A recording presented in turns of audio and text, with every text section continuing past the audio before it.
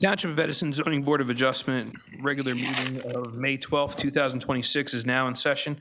Adequate notice of this meeting as required by the Open Public Meetings Act of 1975 has been provided by the annual notice published in the Home News and Tribune on December 24, 2025, has been posted in the main lobby of the municipal complex on December 4, 2025. Please join me in the Pledge of Allegiance to the flag. Pledge allegiance to the flag of the United States of America, and to the republic for which it stands, one nation, under God, indivisible, with liberty and justice for all. Madam Secretary, roll call, please. Mr. Carley? Ms. Knight? Oh, she is away. Mr. Salmon? Here. Mr. Cerrito? Mr. Schneider? Here. Mr. DeVay? Here. Mr. Sadaha? Here. Vice Chair O'Gorman? Here. And Chairman Kamba? Here. Thank you. Thank you. Madam Secretary, minutes for consideration. We have the minutes of April 28th, 2026 for approval. What's the board's pleasure? Motion to approve. Second. Motion made by Vice Chairman O'Gorman, second by Mr. Sadato. Roll call, please. Mr. Schneider? Yes to the motion. Mr. Cerrito? Please no vote on that one. Okay. Mr. DeVay? Yes on the motion. Mr. Sadaha? Yes on the motion. Vice Chair O'Gorman? Yes on the motion. And Chairman Kamba? Yes on the motion. Thank you. Thank you, Madam Secretary. Madam Secretary, next resolution. First resolution we have is Z28, 2025, Vikas Sharma for approval. Motion to approve. Second. Motion made by Vice Chairman O'Gorman, second by Mr. Sadato. Roll call, please. Mr. DeVay? Yes on the motion. Mr. Schneider? Yes to the motion. Mr. Sadaha? Yes to the motion. Vice Chair O'Gorman? Yes on the motion. And Chairman Kamba? Yes on the motion. Thank you. Next resolution, please. Z1, 2026, Ronak Park for approval. What's the board's pleasure? Motion to approve. Second. Motion made by Vice Chairman O'Gorman, seconded by Mr. Sadato. Roll call, please. Mr. DeVay? Yes on the motion. Mr. Cerrito? Yes on the motion. Mr. Sadaha? Yes on the motion. Vice Chair O'Gorman? Yes on the motion. And Chairman Kamba? Yes on the motion. And our, Final resolution. last one is Z4, 2026, Solomon Afua for approval. What's the board's pleasure? Motion to approve. Second. Motion made by Vice Chairman O'Gorman, seconded by Mr. Sadato. Roll call, please. Mr. DeVay? Yes on the motion. Mr. Cerrito? Yes on the motion. Mr. Sadaha? Yes on the motion. Vice Chair O'Gorman? Yes on the motion. And Chairman Kamba? Yes on the motion. Thank you. And let the record reflect that Mr. Chabra has arrived. All right, good evening, ladies and gentlemen. This is a regular meeting of the Edison Township Zoning Board of Adjustment. The board is composed of Edison Township residents appointed by the municipal council who volunteer their time and service to the board. The municipal land use law requires that members successfully complete a land use training course administered by the New Jersey Department of Community Affairs. This board also holds in-house training conducted by our board professionals. The zoning board abides by the provision of the municipal land use law in addition to our board's bylaws. The zoning board is a quasi-judicial land use board, which differs from the township planning board. Under the municipal land use law, board members are required to be impartial and are not allowed to discuss any case prior to being considered at a hearing. All applicants will have the opportunity to present their case before the board, along with the opportunity for board members and board professionals to question the applicant and their witnesses. At the conclusion of the applicant's presentation of their case, the case will open to the public. Residents within 200 feet of the subject site will be heard, followed by residents from outside of 200 feet. All residents will be sworn in, they'll provide their name and address, and they'll be given 6 minutes to comment on the application being considered without the opportunity for rebuttal. Residents may ask questions of the applicant's professionals, and board professionals. The board requests that these questions are asked prior to any commentary being made on the application. Once commentary begins, the resident's timer will begin. The applicant will be allowed for the opportunity for cross-examination of their witnesses. Under the law, the chair is allowed to stop any commentary which is repetitive or an attempt to filibuster the board. Further, the chair is allowed to stop any commentary that is irrelevant to the case or prohibited from the board's consideration. Once public portion is closed, all public comments are ended unless new testimony is presented by the applicant. Following the closure of the public portion, the applicant will have the right of summation on their application. Following summation, the case will go to the board for decision. This procedure has been followed by the board and is similar to the procedures followed by boards of adjustment statewide. The municipal land use law requires the board to engage in a balancing act and is not required to strictly apply township ordinances, zoning plan, or master plan. As Board of Adjustment, variances are granted when appropriately necessary, following all legal considerations. As has been the case with prior boards, this board will see where we're at this evening if we are still in session around 10:30 p.m. I ask that all applicants, professionals, and residents show respect to each other and be civil throughout all proceedings. I ask that you withhold applause, booing, or interrupting anyone while they are speaking. The chair will not tolerate any outbursts by applicants, professionals, or the public. Further, since most cases are being recorded by a court reporter, I ask that speakers do not speak over one another. Madam Secretary, first case on the agenda, please. Case number Z36, 2025, PSENG at 19 to 21 Meridian Road and 1750 Oak Tree Road. Applicant is seeking bulk and D-use variances to construct an electrical substation consisting of a 35-foot by 34.5-foot prefabricated control house with 1 bathroom, 1 toilet, 1 sink, and 2 access driveways off Meridian Road, and to construct 2 181-foot monopoles. The following standards have not been met. Electrical substations are not a permitted use in this zone, along with bulk variances attached to the rider. Affected property is located in the RI and RA zones, designated as block number 546.40, lot number 22, and block number 54617, lot number 28, on the Edison Township tax map. All noticing paperwork is in order. Good evening. Good evening, members of the board. I think this is our 3rd week in a row. It's a pleasure to be here again. I think I have to start coming here in my free time just to keep the streak going. My name is Rebecca Maioriello. I'm an associate attorney at Connell Foley, and I'm here on behalf of the applicant, Public Service Electric and Gas Company, also known as PSENG. As your board secretary said, we are here seeking preliminary and final site plan approval with D1 variance reviews, as well as various C bulk variances to construct a new 2030 13 kV electrical substation on 2 adjacent parcels within the township of Edison. One parcel is known as 1750 Oak Tree Road. This parcel is in the RA residential district. And the other parcel is 1921 Meridian Road. This is located in the RI restricted industrial district. So this is actually a split zone property. Now, 1750 Oak Tree Road has actually been owned by PSENG for almost 100 years. So it predates zoning, even though it is zoned residential. This site is a very long linear parcel. It stretches over 200,000 square feet. And there today is an existing electrical transmission line. There's various lattice towers there.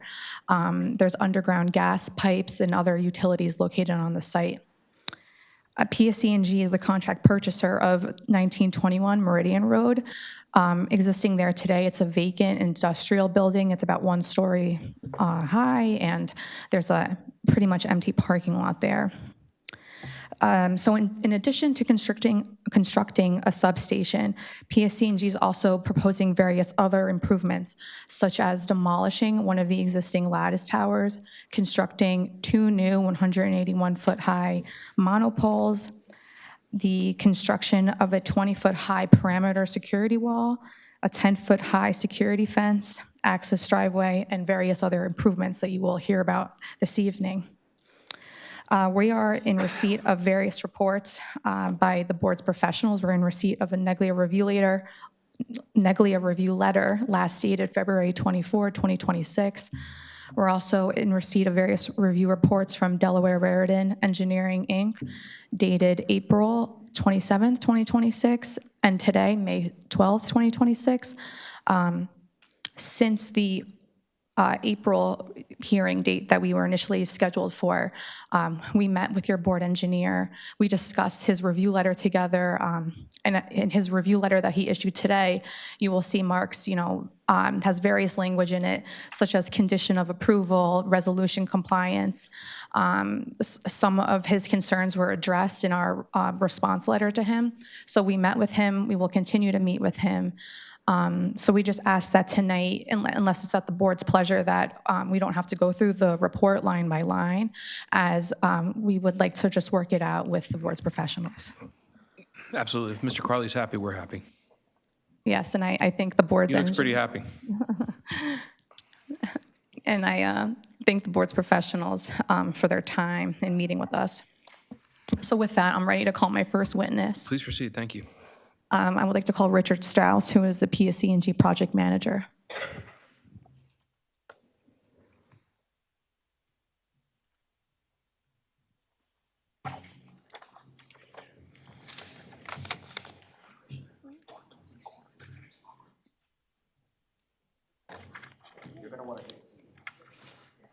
It's okay, I like to stand. They did get you guys the comfortable chairs, just, I know, these are very nice.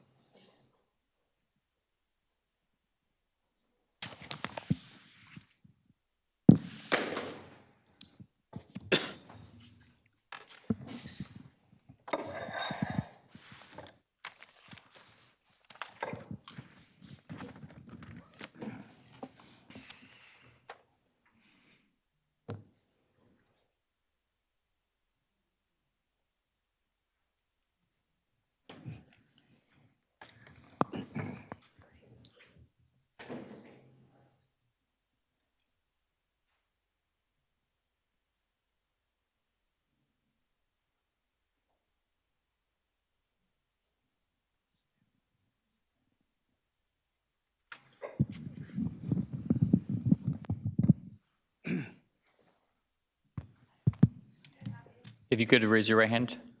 Do you swear or affirm that the testimony you give tonight will be the truth? Yes. Can you state your name and business address for the record, please? Richard Strauss, S-T-R-A-U-S-S. Business address is 4,000 Hadley Road, South Plainfield, New Jersey, 07080. Mr. Strauss, if you could just bring the microphone podium closer to you. Thank you so much. You're welcome.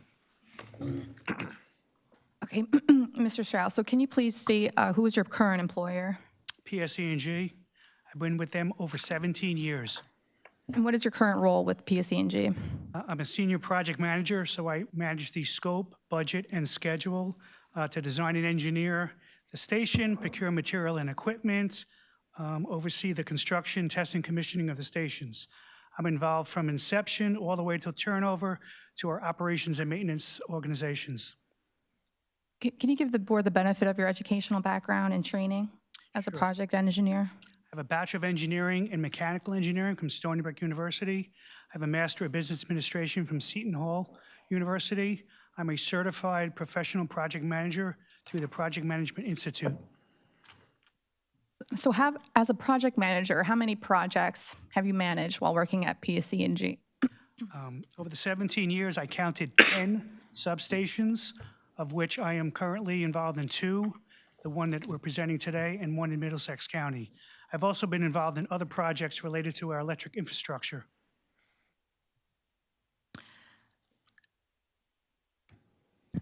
Okay, so when you say you're involved with the approval process, like land use approvals from start to finish? Correct. And so can you tell the board about your involvement in this project in particular? Again, I oversee the entire project lifecycle, so I'm working with various subject matter experts and stakeholders in executing and initiating the project. And do you have any familiarity with this site? Yes, And have you actually physically been to the site? yes. Okay, can you tell the board about the site in the condition as it exists today?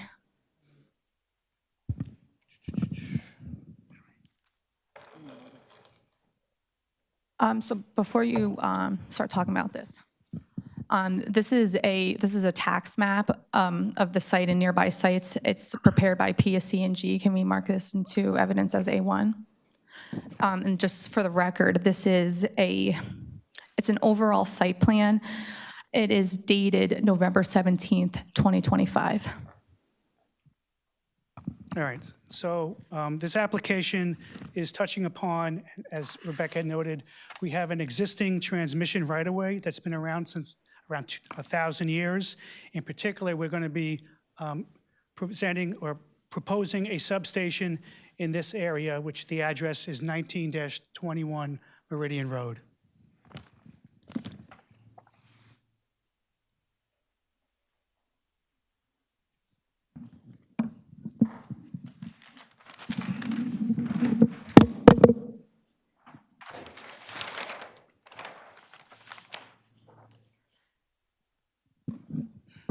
And for the record, council, I would like to mark this next plan as A2. This is prepared by PSC&G as well. This is the Meridian Road Substation Site Plan, which is dated November 17th, 2025. So Mr. Strauss, can you tell the board about what they're looking at with this site plan that's marked as A2? So what you're looking at is, again, this is a enlarged or close-up view of the prior exhibit. And again, this is the property at 19-21 Meridian Road. So we are planning to construct a electrical substation on this property, which is shown in this pinkish area. So what is an electrical substation is probably a question. So it's an electrical facility that converts the electricity from electric grid and power plants, which we call transmission voltage, to be converted into, Just bring the microphone closer. which is converted to a lower voltage so we can feed customers, residents, and businesses in the area. We refer that to distribution voltage. So the actual substation is composed of a variety of equipment. So first we have two power transformers. We have a switch gear. This is a control house here. And then the actual transmission to distribution is flowed through, we call it buswork. It's conductive piping in this area here. So with respect to this control house, so the control house contains a series of instrumentation and controls that really monitors and remotely operates the flow of electricity from the transmission to the distribution system. We also have in here, in what's called the buswork, we have a series of circuit breakers and disconnects, which again can be manually or remotely operated to, again, to isolate for operations and maintenance. We're also proposing, and it's not easy to see, and it was mentioned before, two 70.5-foot lightning masts, which protect the electric equipment from lightning strikes. And then also in the right-of-way, actually it's up here, directions off, we're proposing two 180-foot monopoles, and we're also going to be removing one of the old lattice towers.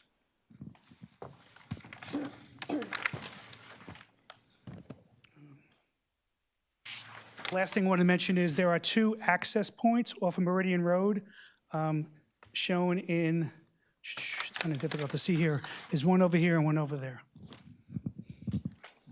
Okay, now, Mr. Strauss, can you give the board the benefit about how operations will be conducted on the site, how many employees will be on the site at any given time? Okay. So this substation is unmanned, but we do have maintenance personnel that would be visiting the site.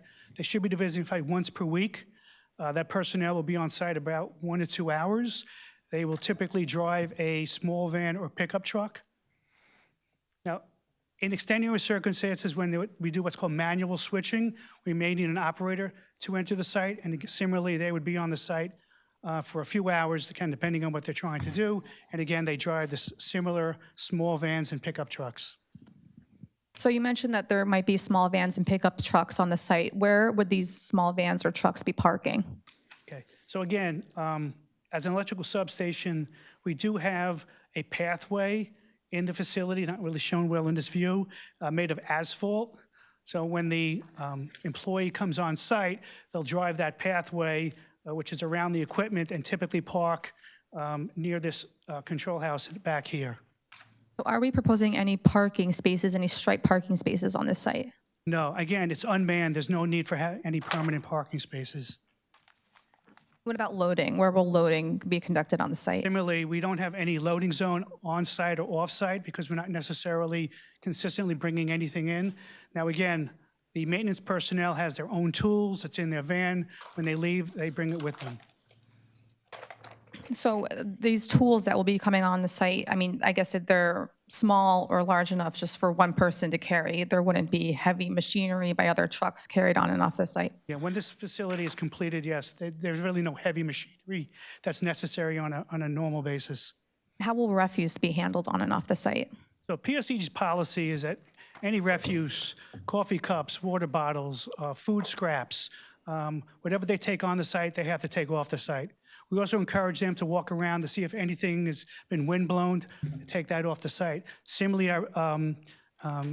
anybody who comes on site, again, whatever comes on has to come off. Now, how about, can you give the board the benefit about any environmental studies that have been conducted on this site?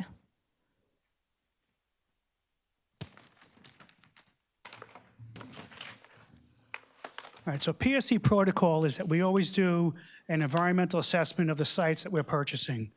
So first we do a historical study and we do visual observations. We call that phase one. And then if we discover anything in phase one, we'll then do a second phase where we'll actually do soil or sampling and testing. In this case, we did a phase one and there was nothing found that did need for a phase two. But during research, we did find out that there is groundwater contamination that occurred from an off-site. Sorry, give me a second. Make sure I say this correctly. So Air Products and Chemicals at 1680 Oak Tree Road, and they are responsible for remediation. Being at site, you will notice that there are monitoring wells around the area. Now, we also did what's called a hazardous substance building assessment, and that did not find any evidence of lead or PCB, but we did find what we call asbestos-containing material.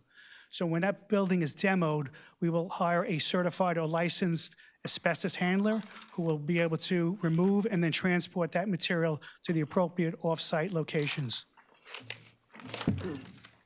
Another thing I want to point out is that any soil that is excavated during demolition or construction, we always replace what's called certified clean fill. So all soil that's coming off of the site and onto the site will be thoroughly tested through the proper legal procedures, correct? Correct. That's another policy we have. So whatever we remove, we always test. So if there is anything there, again, we've done research, but we still test it. And if we did find anything, it always gets transported and disposed at the appropriate disposal facility. Great. Now, I want to jump to security.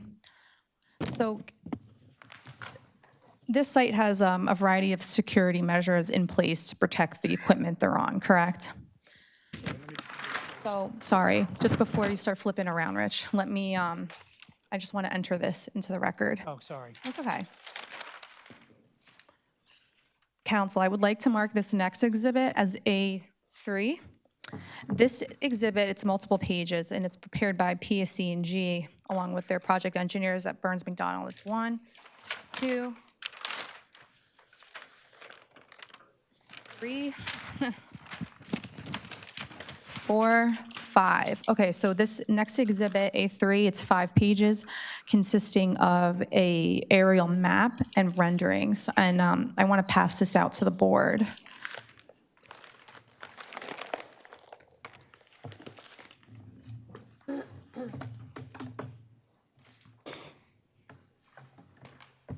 We have 11 by 17 copies.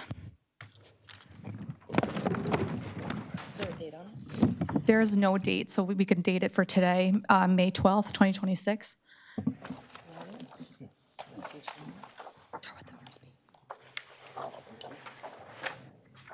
I'll give a minute for it to get passed around before we start.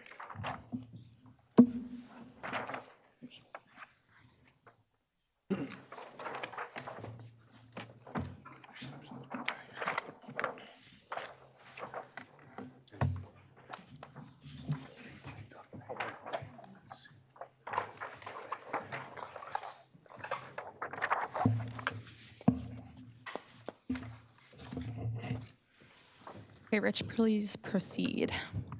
So to help you understand, so this is, this exhibit represents images or photos of the existing facility and then computer simulations of what the facility will look like after the substation is constructed. And the first page shows those vantage points looking like, for example, off of Elmira Road, also from Pendleton, Oak Tree, et cetera, et cetera.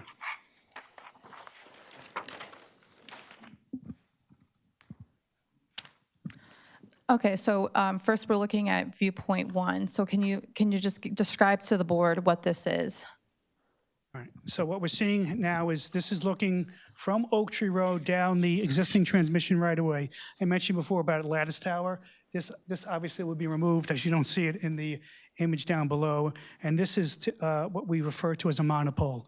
So the design of these transmission towers has drastically changed from the 1930s, 40s, 50s, and beyond. So that's the reason you see something different. Constructability is actually the benefit of this particular style. And then what are they looking at below? So again, this would be the image of the proposed substation on the property. And you'll see here is the existing building that I believe is unoccupied. Great. So do you want to turn to the next viewpoint?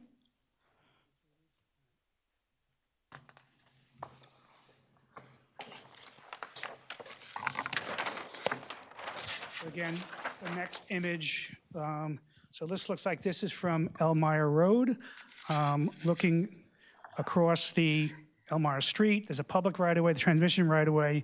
And again, this is what you would see today, and this is our proposal later on. And as you can see, lots of landscaping. Great, thank you. My name is Steve. Again, viewpoint 3. So again, this is another view from Elmira Road, I guess farther south. Again, existing, there is some greenery here. We would improve that, and that's what's going to be shown in the future. I think I might have skipped one or two. So Rich, as we talked about, we're proposing some security measures here, right? One of which being a 20-foot Yeah, I guess high the- wall, and the next one being a 10-foot fence. So, as a project manager, because we have another witness here to talk about security, can you just talk about PSE&G's policy with respect to these security measures? Okay. So, and the reason I wanted to show this is because it gives the best visual. So PSEG safety and security requirements. So in this particular case, we propose building a 25-foot precast concrete wall around 3 sides of the facility, shown here. And then so that would be the north, south, and east. And on the west side, and again, it's kind of hidden, we have what's called a anti-climb, anti-cut fencing, which is typically black. Kind of looks a little bit like maybe wrought iron. We have a physical part of the fence, if it would please the board to see it. Would the board want to see a fence? So, but Yeah, correct me if I'm wrong, that there's was the only view. landscaping in front of where the fence is, so you were proposing trees, so you wouldn't see the fence anyway, correct? Correct, yeah. so It's pretty we're much good. all you can see from here. Yeah, no, we're good. Thank you so much. Yeah, so another one I want to point out is that aesthetics is very important to PSEG, and many municipalities over the last several years have asked us to sort of hide our stations. And that's one of the reasons why we have this concrete wall. And you'll also notice in particular, this has faux windows and architectural columns. So we worked with Mayor Joshi and his administration to discuss options. And part of it was picking that it looks like a 2-story commercial building to blend in with the remaining area. Another thing I want to point out is, and I don't know how well you see this, but I mentioned the access. So the access ways from Meridian Road will have motorized slide gates in the wall. And those slide gates are opened by a card reader, and only authorized PSE personnel who have employee badges, they would be programmed to allow them into this facility. Similarly, for some flexibility, we also have 2 manual swing gates. And again, I'm not sure if there's a good image here. In the anti-climb, anti-cut fence on the corners. And those manual swing gates have cut-proof locks. And again, only authorized personnel will have a key to those locks to allow them into the station. And again, part of this scenario is the fact that you don't want anybody entering an energized substation or doing any kind of damage.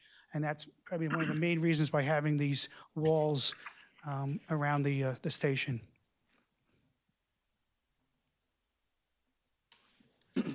Thank you. I have no further questions for this witness. Does the board have any questions for Mr. Strauss? Mr. Chairman. Mrs. Dave? So as I understand, this structure is basically 4 walls. 3 side is the structural wall panels with the columns, and the one side is just the fence, wrought iron fence, correct? How high the wrought iron fence is? It complies, I think it's 10 It's a 10-foot, it's a feet. 10-foot high fence. So nobody can climb over and go in. Well, again, it is considered an anti-climb, anti-cut, so it does prevent people from climbing it. And then aesthetically, to make it nice looking on that side, because there are a lot of residential properties from the easement, you are planting the trees there, shrubs, right? Correct. So one of my thoughts about having the anti-climb on that side, again, a lot of aesthetics. So any resident that's on Elmire Road, there's a pretty decent distance between Elmire Road, the public right-of-way, the transmission right-of-way, and then the shrubbery. So even on some of these images, you know, it's kind of, unless you really get right up close to it, you will not see that. And these wall panels, you said it's a removable wall panels, removable columns? Well, I get the constructability, there are a column, and then these precast panels slide in there, but then there's also these architectural features, again, that helps it make it look like a commercial building. Which they are not removable for the access or something in the No. future? No. It's just mean, station. there You is would no- almost need a crane to do that. but correct. Yes, And- they're not really made to be removed. And there is no roof on top of it. Correct. So I see that they're not tripods, but like a bipod. The wood structure probably just to protect the switchgear and other equipment from falling the high tension lines. What do you have? Those is a wood structure that you see inside the go to viewpoint 2. What are those things sticking up beyond the roof line? We note this here. So I mentioned before, we have these lightning masts for protection for lightning strikes. This is very similar or the same as any commercial building having a lightning rod. And what about those And then- A-frames? Yeah, so this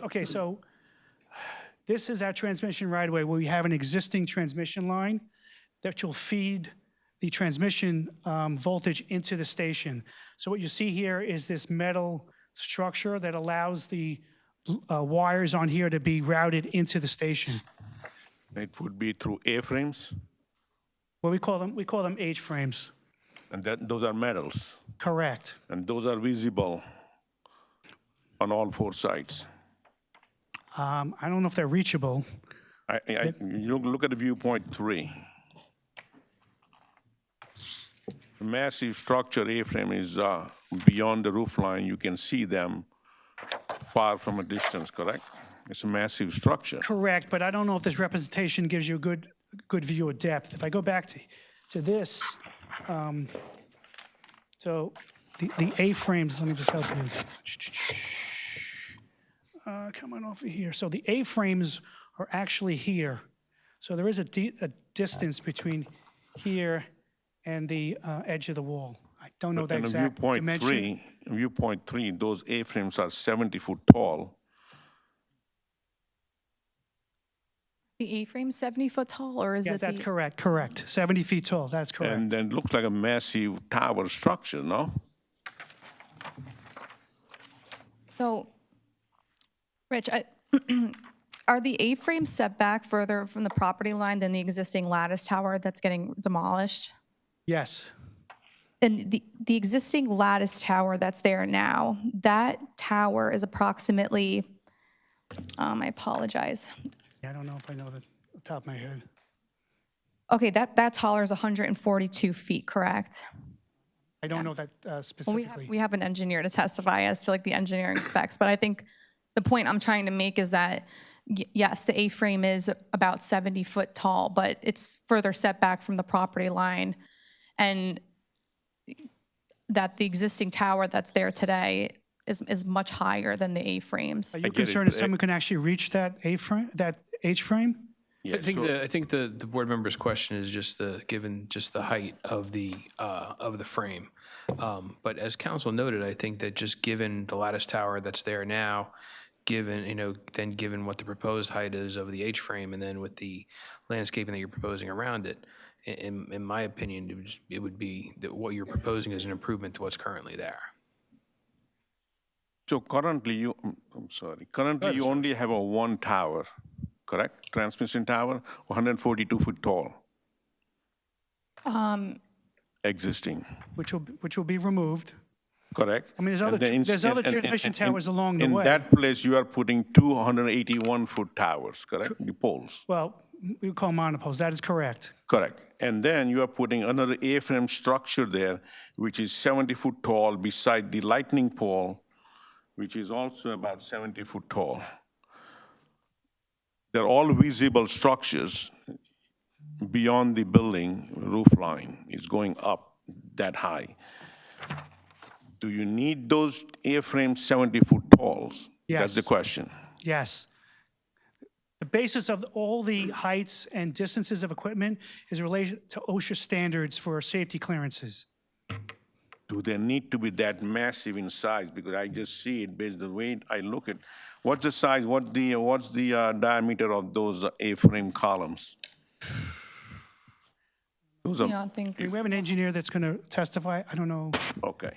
if you have Is there any way details you about can the reduce A-frame that? circumference or diameter. We can get that at when the engineer comes to testify. Okay. And then all your equipment, including the switchgear and transformers, all of them would be within the enclosures, correct? Yes. And switchgear are enclosed in any kind of structure, or is they still exposed? It is we call it an enclosure. I wouldn't necessarily call it a building. I probably didn't mention, the control house is an IBC certified modular building. The switchgear would have some kind of Yes. enclosed building, Yes, correct? it is enclosed. That's correct. And what's the maximum kV of these transformers? These are 230 to 13 kV. 13 kV? 60 MVA, I believe is the, And what do you have currently on this site? Nothing, right? No equipment? correct. well, that's not correct. Because there is an existing one-story building there today. Was that your question? Is there anything? Yeah, what do you have currently there? So what's currently there, if you see It's a these, warehouse building.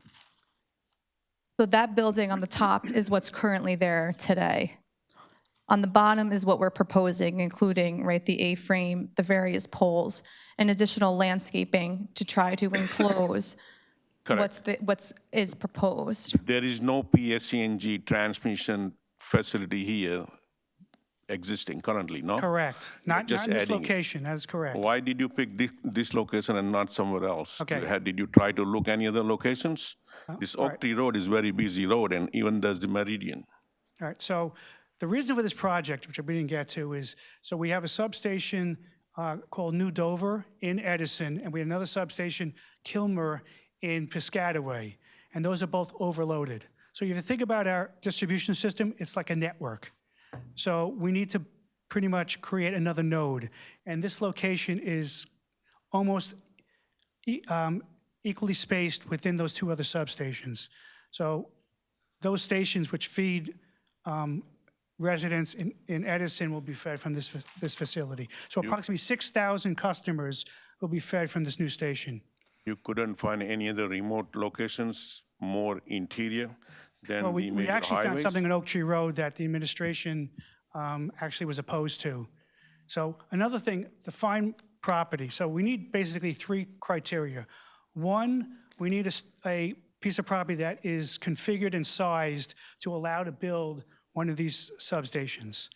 Two, we want to be located in such a way that we can get to a transmission and a distribution system. So right now, the transmission is right next door on this transmission right-of-way, and the distribution lines, pole lines, are on Oak Tree Road. And the third major criteria is we need an owner who's willing to sell us a piece of property. So you say one piece of property is owned by PSCNG. And other piece of property is leased, rented, or PSE&G bought the other They are under contract, so the vacant building that you see on top, it's currently a vacant commercial building. There's no operation in it whatsoever. PSE&G is currently under contract to purchase it. Oh, purchase. And yeah, if they should get the approvals, then they would purchase it. Yeah, we would close on the contract. And you said if there's any contamination, it would be remediated. Before you, any contamination of any kind of environmental issues, it would be remediated before you build the facility, correct? Yeah, we're obligated. So if we found anything on site, I mentioned before, we then test it, and then there is notifications that have to go probably to NJDEP. And your transformer will have some kind of oil, which is also, if it leaks, can create contamination. You will have some kind of way to control that in case it leaks, correct? Correct. So those transformers, which have mineral oil in them for cooling, we actually have a containerized foundation. So if there ever is a leak, it is contained in that open area, and they're designed to handle more than whatever's inside the vessel. So there will be enough containment there, so there will not be leak in the ground. Right. I also mentioned the control house. So there's a lot of monitoring going on. So if there was anything going on with this transformer, we would be notified, or operations would be notified, and they'd come out and they'd take a look before anything happens. So yeah, I mean, maybe temperature may go up, that could be a leak, and they would come out and investigate. Right, thank you, Mr. Chairman. Thank you, Mr. Dave. Any other questions for Mr. Strauss? Mr. Chair, I have a question. Ms. Chopper? So just to clarify, on viewpoint 2, you'd mentioned that the existing lattice tower, which is 142 feet, is being demolished, correct? Yes. But it's also, you're also installing a closer up monopole that's 181 feet, is that correct? Correct. So it is going to be closer up to the road and a greater structure. Yeah, a little closer. I don't know if there's distances on that. That is correct. Would you happen to know how far away from the Oak Tree Road this would be, the big monopole? Our site plan would have that, and we could have our engineer Yeah, testify. I don't know off the top of my head. Okay. There might be dimensions on some of these drawings that we've Okay. submitted in the package. So just to clarify, that transmission area between the warehouse and the residential area is PSE&G's, and PSE&G is looking to purchase that warehouse to also convert this and add it to their existing lot. Is that correct? Correct. Okay. Thank you. You're welcome. Thank you, Mr. Chopper. Any other questions? Okay. Thank you very much, Mr. Strauss. Thank you. Up next, I would like to call Jerry Sanseverini, who will testify as to the purpose of the 25-foot tall security wall.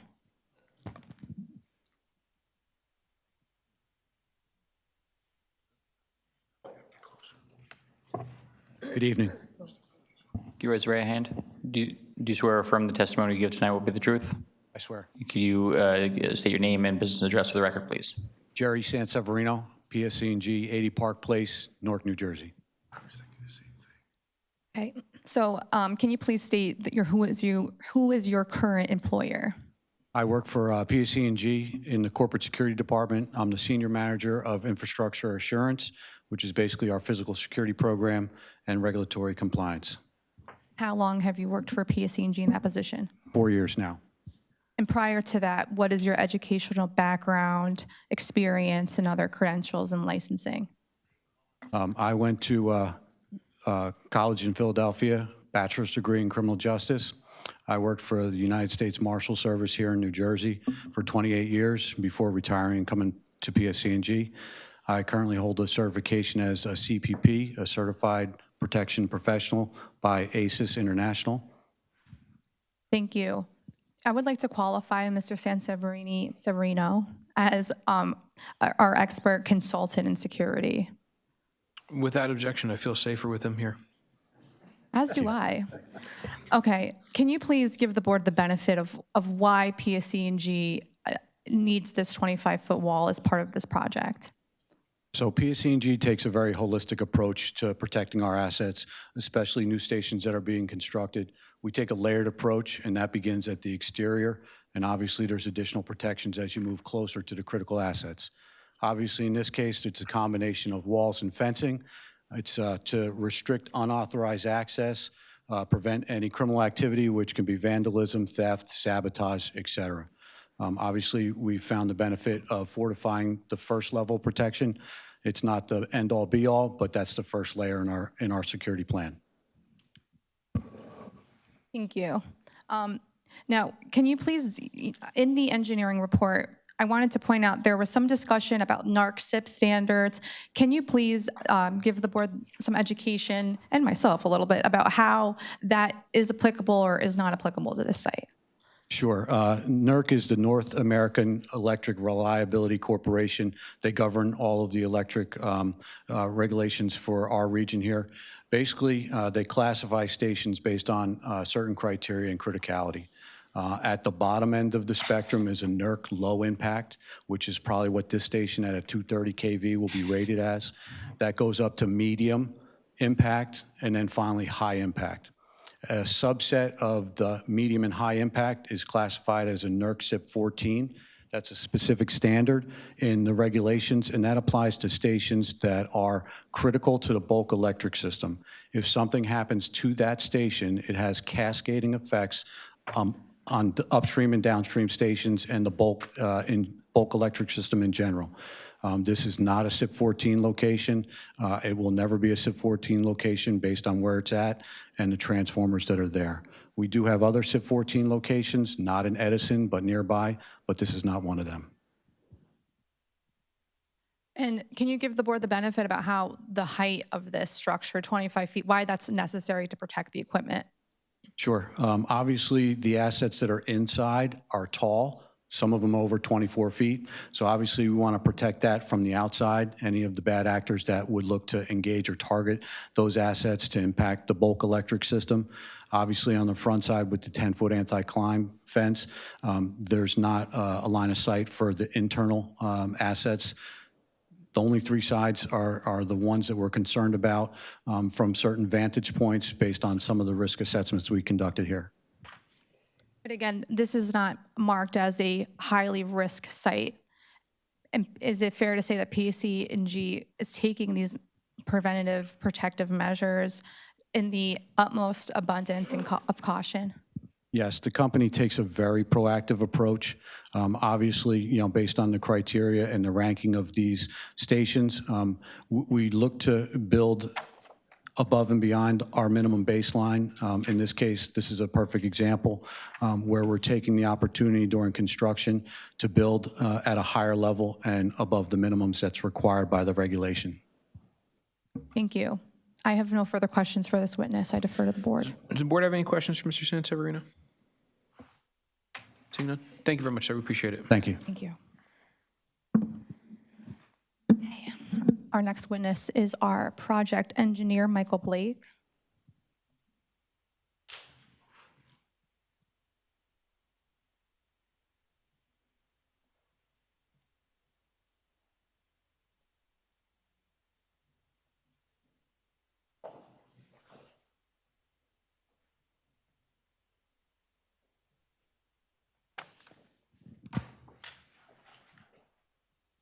Good evening. You raise your right hand. Do you swear or affirm the testimony you give tonight will be the truth? Yes, I do. Could you state your name and business address for the record, please? It's Michael Blake. I'm with Burns & McDonnell Engineering Company, 9400 Ward Parkway, Kansas City, Missouri. Mr. Blake, you've appeared before the board prior. If you could just give us a brief summary of your background qualifications. Yes, I've been with Burns & McDonnell 7 years, but I graduated with a Bachelor in Science Civil Engineering in 2002 from the University of Missouri. I've been doing substation design for well over 20 years. I've been working with PSE&G since 2019, and I have been licensed in New Jersey since 2019 as well, and my license is current and active. We'll accept you. Thank you very much. You may proceed. Okay, Mr. Blake. So what have you done in preparation of this hearing tonight? Have you prepared the materials in support of this application? Yes. Along with my team, I oversaw the site development, design, stormwater management, and have been involved in the project, since it was at the previous site location. And you have full familiarity with this site, correct? Yes, that's correct. Okay. Can you please give the board an overview and a description of the existing conditions of this site? Do we need to go back Yes. to one of the exhibits that we marked?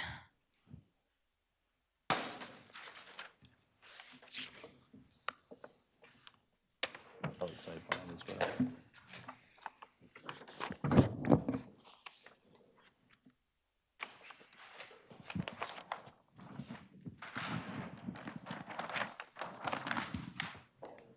And just for the record, this was already marked as A2. This is the Meridian Road substation Yeah, site plan. site plan. Okay. So existing conditions, as previously mentioned, it's an existing, there's 2 lots. The lot on the lower half of the drawing is an existing industrial facility that is basically going to be removed or torn out. And then the top portion shown on the drawing is the transmission right-of-way. Right now, it's a combination. The right-of-way is, mostly grass, some shrubs, trees, et cetera. And then the existing, facility is mostly just a concrete building with asphalt parking lot. So can you please give the board the benefit of what we're proposing? So what we're proposing is an electrical substation. We're going to demo out the existing building. There is also a stormwater easement that runs through the property. Currently, that pipe, we had CCTV inspections done on it. It did show some collapsed pipes in the right-of-way.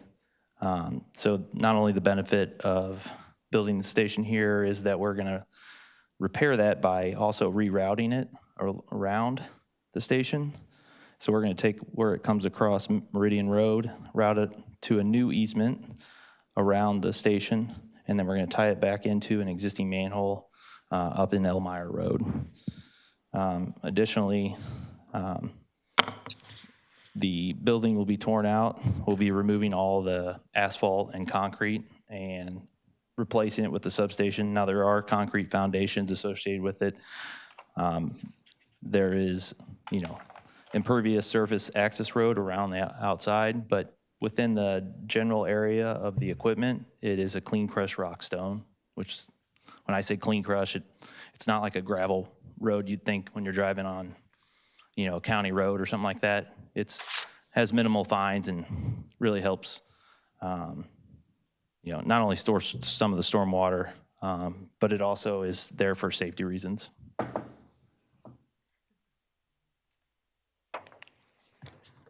Okay, do you want to go through the proposed stormwater management that PSE&G is proposing for the site? And in addition to that, I guess the testing that PSE&G has already conducted to plan and prepare a proposed stormwater management plan. So the existing stormwater that was on the property drained to just a general low spot. Because that pipe was collapsed, a lot of the site didn't really drain very well, in my opinion. Nor did the water that was passing through. Because we're repairing that, we're basically helping the upstream system route around.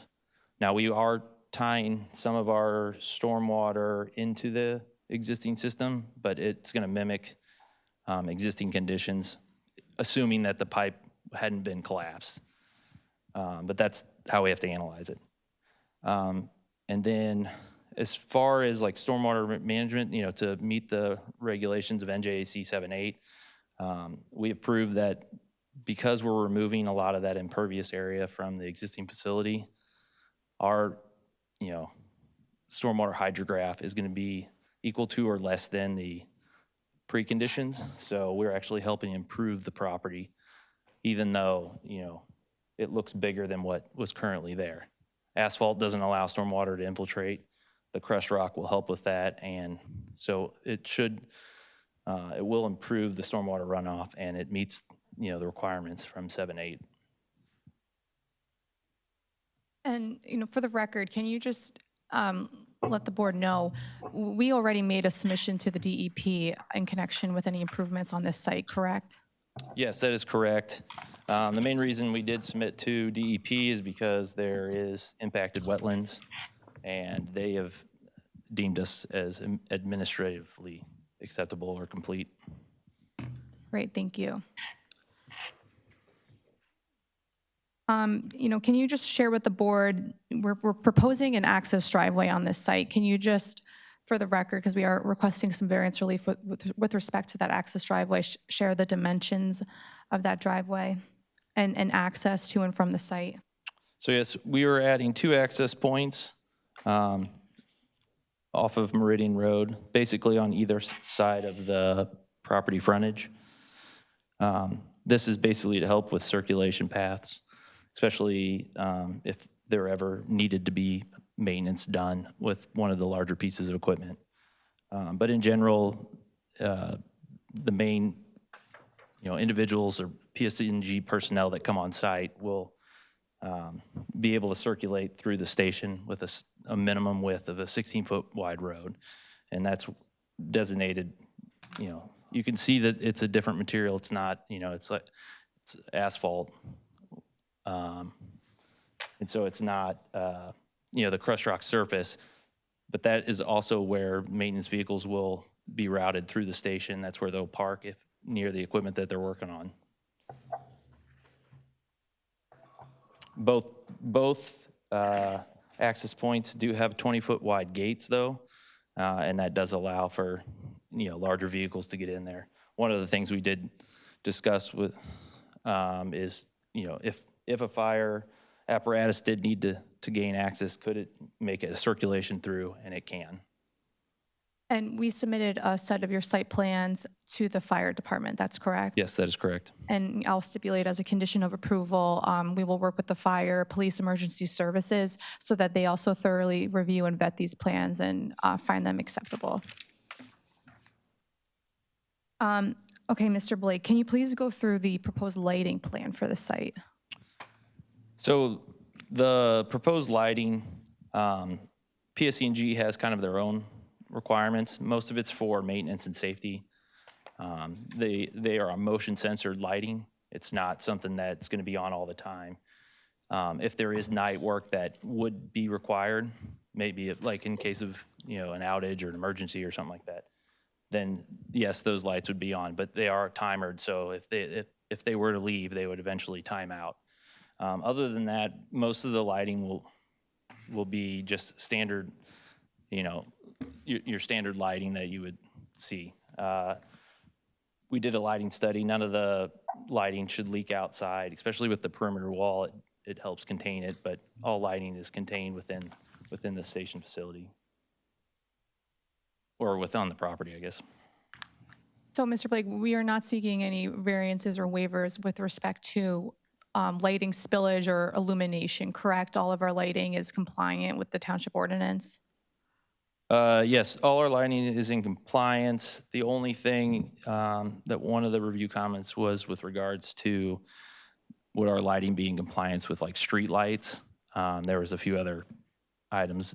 I don't remember the specifics without looking it up, but in general, we won't, because this is a private site, it's not, the public access isn't going to be there, and it's not going to be something that will be lit up every night all the time. So that's why we're not compliant with like street lights, but we are we do put in lighting that is in compliance with what PSE&G has for their standards for substations.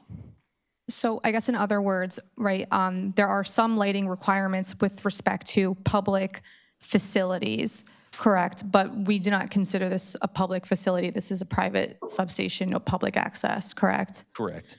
But to the extent that a waiver might be required, if it could be interpreted, we would request one.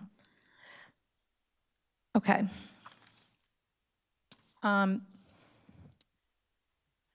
So the board asked a couple questions before with respect to the setbacks of the existing lattice towers. The removal of that and the proposed monopoles, do the site plans have the setbacks? Could you give us the benefit of the setbacks of what's existing and what's proposed from the street?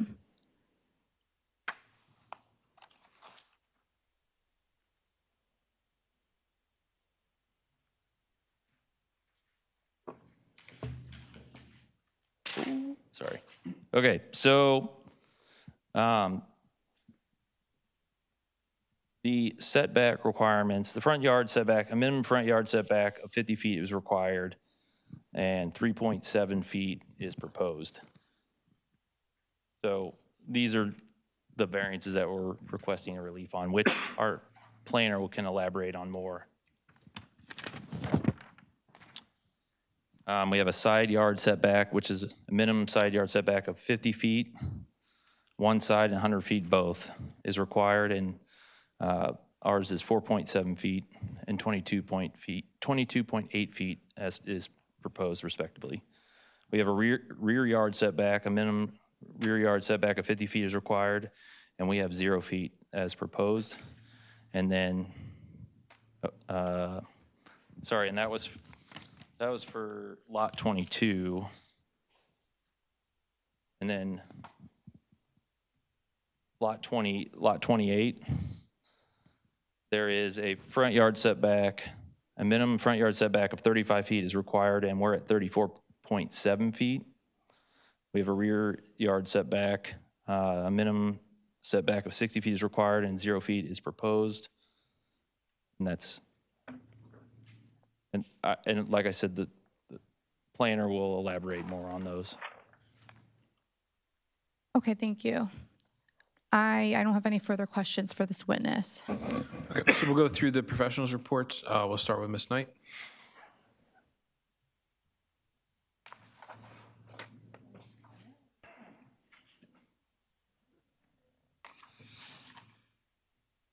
I think most of my comments are going to be steered towards the planner's testimony. Okay, so then we'll yield to the gentleman to your left.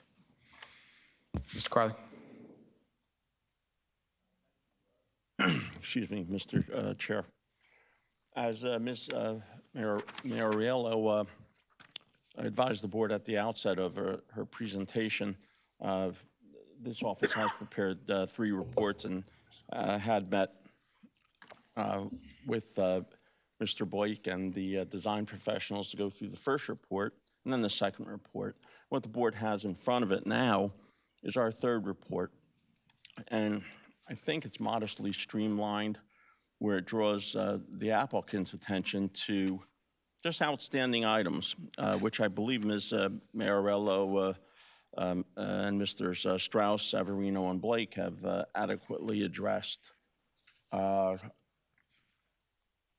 In very many instances, I asked for testimony that has been provided and clarification to supplement that report. But otherwise, what the board will see in front of it is a pretty long list of recommended conditions of a board action. And so the question goes to Ms. Mariello. Those conditions that I recommend to the board, are they acceptable to the applicant? They are acceptable to the applicant. Okay.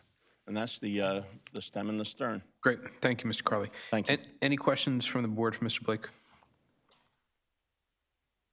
Seeing none? All right, you left them speechless. Thank you very much. Thank you very much. Okay. My next witness is going to be Lisa DeFranza.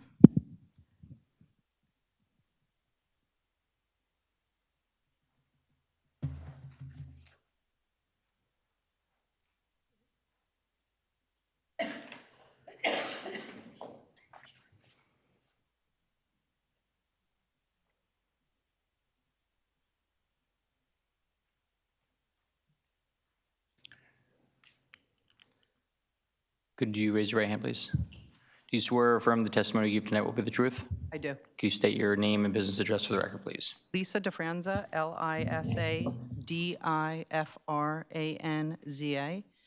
Address is 2517 Route 35 in Manasquan, New Jersey, 08736. Okay, can you please state the name of your employer? E2 Project Management, where I've been employed for the past almost 5 years. And can you please give the board the benefit of your education, background, licensing, credentials? I have a bachelor's degree in civil engineering technology from NJIT. I'm a licensed professional engineer in the state of New Jersey for approximately 15 years.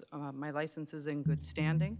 I'm also a certified municipal engineer for the past 16 years, and I've been a civil engineer for the past 30 years for both public and private clients. We'll accept. You may proceed. Thank you so much. Okay, so Mr. Franza, you prepared a landscape plan in support of this project, is that correct? Correct.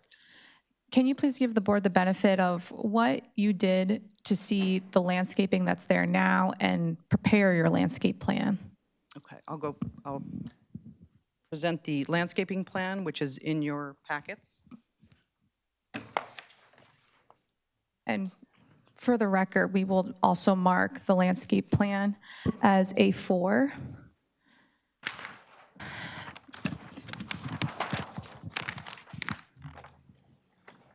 This is a signed and sealed landscape plan prepared by E2 Project Management, signed by Ms. DeFranza, and it's dated November 18th, 2025.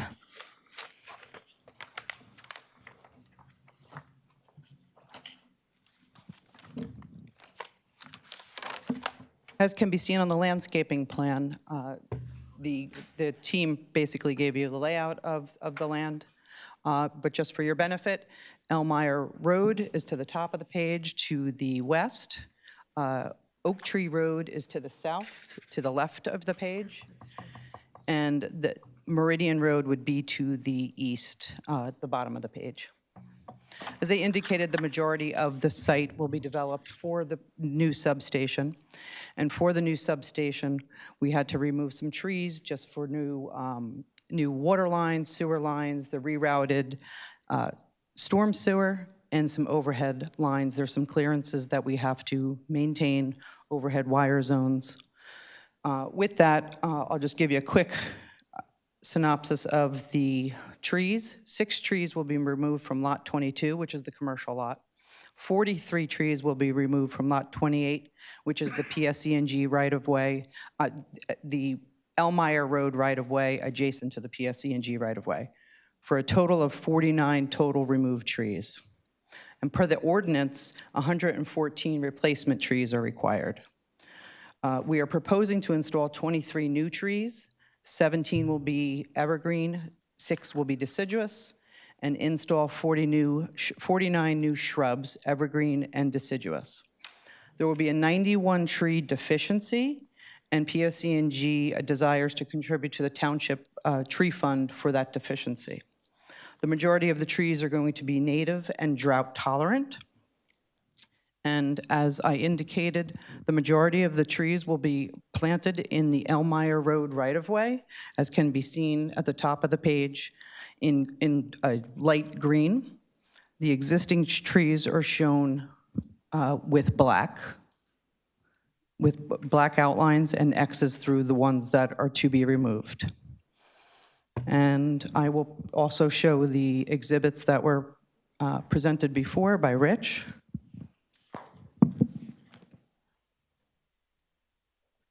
So this would be A3, going back to the renderings.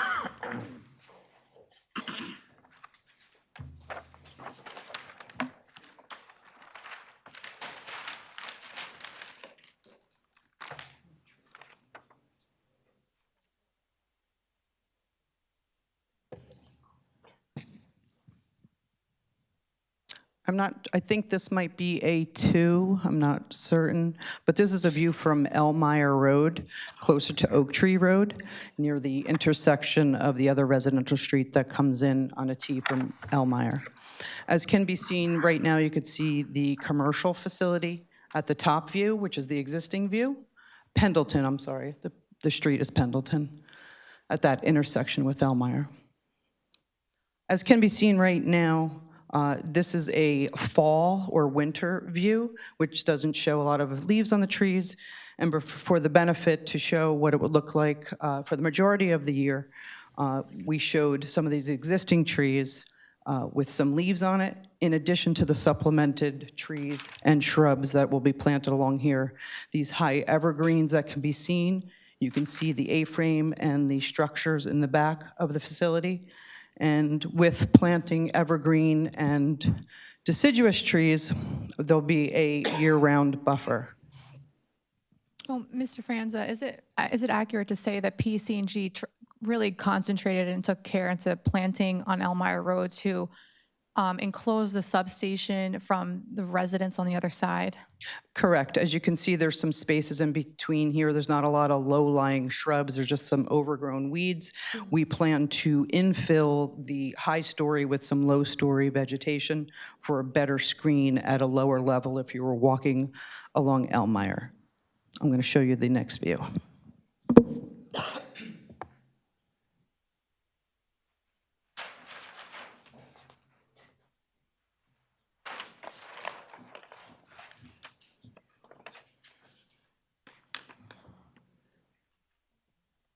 The next view is further down north on Elmira, away from the station, sort of looking at the corner of it.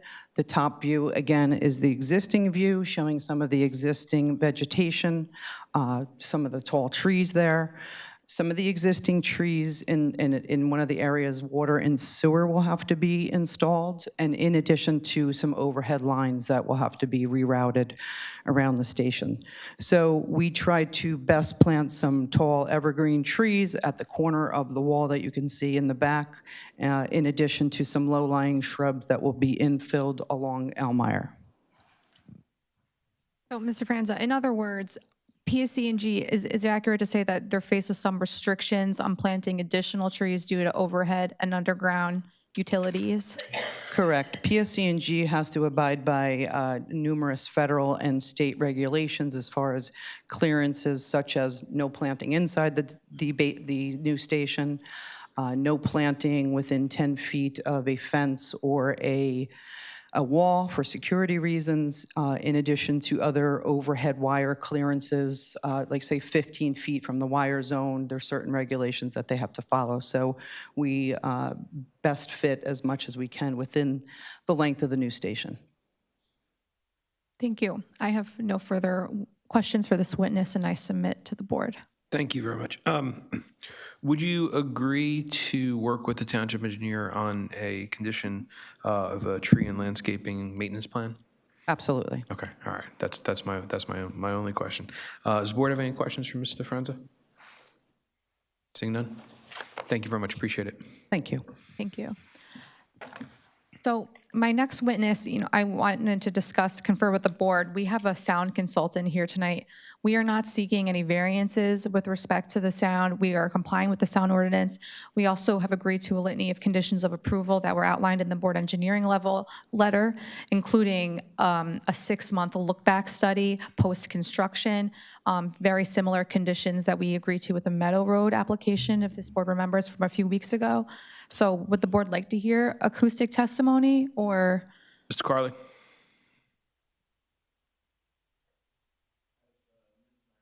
Just advised, the board will remember you had a young man standing up close to you and talking about the same, essentially from an acoustical perspective, an identical project. So that is up to you, Mr. Chairman, whether you feel the need for a rehash. Does the board feel? Want a refresher? You good? Okay, we're good. Thank you very much. Okay, although riveting, we're good. I was trying to find a music reference, but I'm a little off my game, about the acoustic, but it'll come to me about 10 o'clock, so hang around. Perfect, you got 2 hours. Okay, so with that, we are ready for our last witness, our project planner, Noreen Mariner.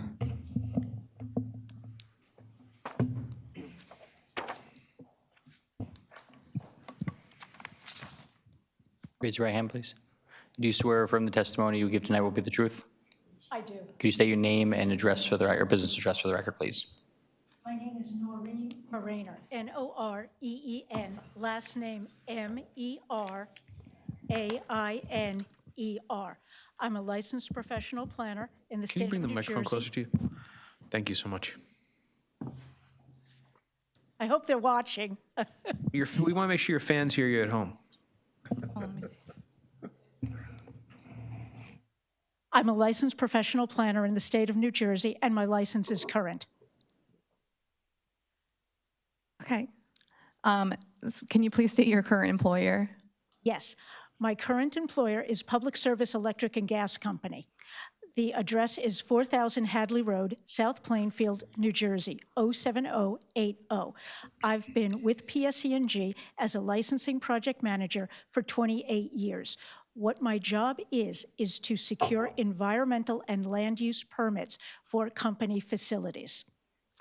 And could you please give the board the benefit of your education, licensing, background, credentials? I have a bachelor's degree, 2 master's degree, also certification as a project management professional. I've testified in dozens of municipalities in New Jersey, including the New Jersey Sports and Exposition Authority, as well as State of New Jersey. I last testified in West Orange, Clifton, Jersey City, and Bayonne, and just last Tuesday in front of the Bridgewater Township Planning Board. We'll accept you. You may proceed. Thank you very much. Okay, Ms. Mariner, can you please give the board the benefit of the various, of the D1 variance that we are seeking, as well as the litany of C bulk variances that we are requesting in connection with this project? First, if the board is willing, I'd like to give a little bit more information about the property. There are 2 lots. One is 19-21 Meridian Road, and that is lot 22. The other lot is 1750 Oak Tree Road, which is lot 28. Meridian Road is in the restricted industrial zone, and Oak Tree Road property, number 28, is in the RA residential zone. So in Meridian Road, what you can do in the restricted industrial zone is offices, scientific and research labs, some manufacturing, processing and printing facilities, and commercial recreation. And the purpose of the zone as an industrial zone, but it's less intensive and intrusive than would be a more traditional industrial zone. Based on my research, the building at 19-21 Meridian Road was constructed sometime between 1966 and 1970. I believe it was last used as a store for cricket sporting supplies and an ice cream distributor. I believe it was Quality Ice Cream. PSE&G's transmission line, which is lot 28, is in the residential A zone, and it was built in 1927. PSE&G owns the entire right-of-way. We call it the Roseland-Metuchen electric transmission line because it goes from our Roseland substation to our Metuchen switching station. The lot is very unusual because it's 100 feet wide, but it's 4,500 feet long. It currently has 5 lattice-style transmission towers on it. It also has wood utility poles for overhead electric distribution and telecommunication lines, and there's also an underground gas line. According to our records, the towers were built in 1927 and replaced in about 1978. Most of the transmission line, and this is the Roseland-Metuchen transmission line, goes through the residential areas of Edison. So this line heads north towards Oak Tree Road. The residential zone allows single-family detached homes, places of worship with a minimum lot area of 3 acres, private schools on a 5-acre or more site, and private golf courses of at least 100 acres. The existence of the public utility right-of-way precludes all of the uses I've listed above. The Elmire and Pendleton neighborhood was developed in the mid-1960s, and the neighborhood north of the restricted industrial zone was developed in the mid-1970s through the 1980s. So uses in the area going from right to left: restricted industrial, public utility transmission, undeveloped municipal land, which is part of the Elmire Road right-of-way, and residential. And all of these uses have been there for over 40 years. Now I'll go into the variances, or first the waivers and then variances we're asking for. First, we're asking for a waiver from standard sheet size. There's a lot of information. We made the sheets larger because it's easier to read. The second item we're asking for a waiver from is number 24, the method of providing garbage collection. As Rich Strauss explained, this is an unmanned station, and roving technicians will pick up any of the garbage. We're also asking for a waiver from item 25, which is submitting a woodlands management plan. Instead, you already heard Lisa DeFranza explain our proposed landscaping plan. And finally, if anything is needed for a design waiver for uplights and floodlights, we are asking for a waiver in accordance with Section 73-61.1. Uplights and floodlights will only be used in emergency situations. So now we get to the fun part, the variances. The first thing we're asking for is a D1 use variance. This is for a use or principal structure in a district that's restricted against such use or principal structure. Use variances can be granted in accordance with NJSA 40:55D-70D1. Public utilities are not permitted by right or conditional use in either the restricted industrial zone or the residential zone. In fact, they're not permitted anywhere in Edison Township. Kind of ironic, given that it's named after Thomas Alva Edison. We're also asking for a variety of C bulk variances, and this is for placement of utility process equipment. And now you're going to fall asleep when I give you the whole litany of stuff we need. And all of this is on our site plan application. So first, for 19-21 Meridian Road, insufficient lot area. The lot is supposed to be 80,000 square feet. It's only 40,001 square feet. So the lot is undersized. It also has insufficient lot depth. 275 feet is required, but there's only 135 feet existing. There's an insufficient front yard setback. 50 feet is required for Meridian Road, but our walls are 3.7 feet. Insufficient side yard setback. 50 feet is required, and our wall would be 4.7 feet. There's insufficient both side yard setbacks, 100 feet required and only 22.8 feet proposed. There's an insufficient rear yard, 50 feet is required and 0 proposed. There's too much lot coverage, 80% is required, and we're asking for 98.72%. There's not enough gross floor area. Our proposed building is actually too small. 5,000 square feet is required, and ours will only be 1,032 square feet. And this is the control house that Rich Strauss had mentioned. The fence is too high. 6 feet is required. We're proposing 25-foot walls on 3 sides and 10 foot of an anti-cut, anti-climb fence on 1 side. We have insufficient parking and loading. We have 0 spaces provided. As Rich Strauss explained, we have no parking and loading needs. And we have an insufficient drive aisle width. 22 feet is required. We're proposing 16 feet because this is an unmanned electric utility facility. The only people coming in are authorized PSE&G employees. Now for 1750 Oak Tree Road. This is the right-of-way. Remember, this is only 100 feet wide. There's an insufficient front yard. 35 feet is required and 32.3 feet is proposed. Insufficient rear yard. 60 feet required, 0 proposed. Not enough gross floor area. The ordinance requires 1,400 square feet, and we don't even really have a building. We actually have a piece of switchgear equipment that will only be 1,032 square feet. The fence, again, too high. 6 feet required, and we have walls that are 25 feet and a fence of 10 feet. Minimum yard depth to residential area, 70 feet required, 0 proposed. Minimum landscape buffer area, 30 feet required, 0 proposed. The lot has insufficient depth.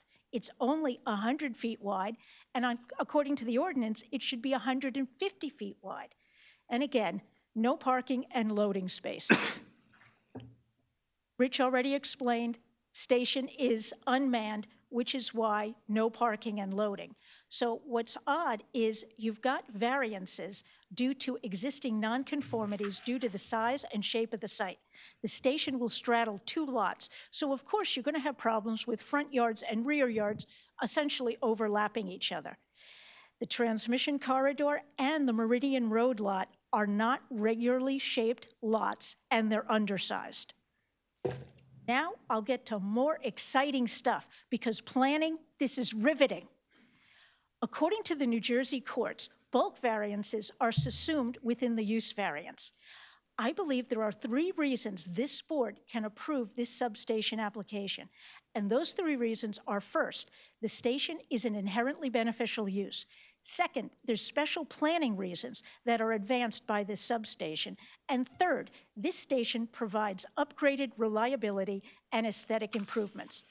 Inherently beneficial uses. What does this mean? It's a use that's considered universally valuable or important to the community because it fundamentally serves the public good and promotes the general welfare.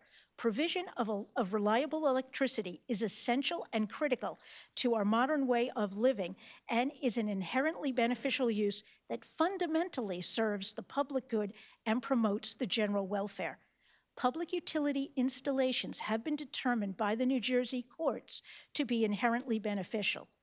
Rich Strauss already explained the importance of the substation to the Township of Edison and the surrounding area. 6,000 residents served. He alluded to the fact that the station is essentially another node in PSE&G's electric distribution and transmission system. The transmission line, Roseland Metuchen right-of-way, has been carrying electricity for almost 100 years. And frankly, the public, all of our ratepayers, many of us included, we expect PSE&G to provide safe and reliable service with modern-day equipment. Not all electric substations are under transmission lines, but it's not unusual to see just that. There are other stations in Edison that are similar. New Dover Substation, which is currently overloaded, is located north of this facility on New Dover Road. So you're seeing how our naming convention works. We also have Metuchen Switching Station, Pearson Avenue Substation, and Meadow Road Substation, also known as South Edison Substation. They're all along the Metuchen-Trenton right-of-way. So Meridian Road Substation would be positioned by and under transmission lines, just like New Dover Substation to the north. From a land use planning perspective, it makes sense to consolidate public utilities in one place. Rights of way are corridors for above and below ground utilities. Besides electric transmission, this corridor also has gas and telecommunication lines. Texas Eastern, now Enbridge, holds an easement, as does Bell Telephone, now Verizon. And those easements are from 1964 and 1973, respectively. There's also a perpendicular storm sewer easement from 1966. This is what's connecting Meridian Road to Elmire Road. When we first started working at this station, we said, why are there wetlands on this right-of-way? There's no stream, there's no reservoir, there's no water body. How did these get there? It turns out it's that collapsed storm sewer that Mike Blake mentioned that we CCTV'd. We believe that's the source of the wetlands. And as mentioned, we did file permits with NJDEP to remove the wetlands. I'll go back to the planning testimony. Because Meridian Road substations an inherently beneficial use, the positive criteria or special reasons are satisfied, and the bulk of the application should be the negative criteria. However, even if this board did not consider the station an inherently beneficial use by definition, you can confer inherently beneficial status and approve the bulk and use variances because special planning reasons are advanced by this substation project. The special reasons, essentially positive criteria, are purposes in the municipal land use law and the township zoning ordinance.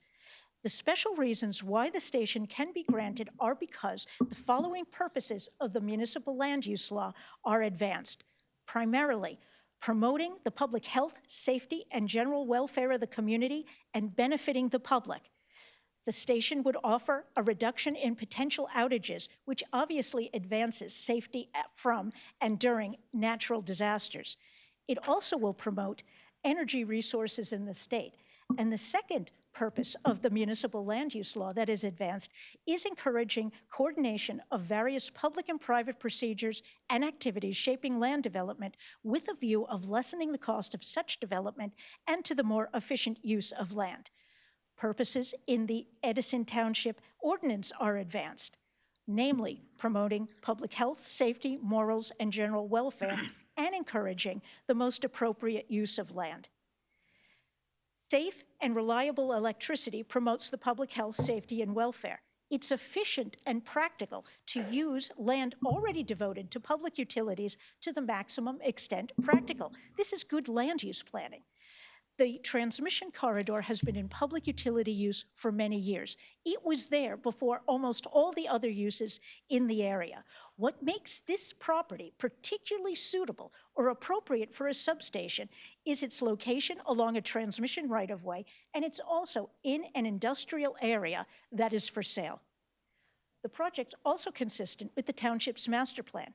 There are two sections in the master plan addressing utilities. The first is the infrastructure, resilience, and sustainability section, which states that a goal of the master plan is to maintain and improve township utilities to support the current and future populations. That's exactly what this station is doing.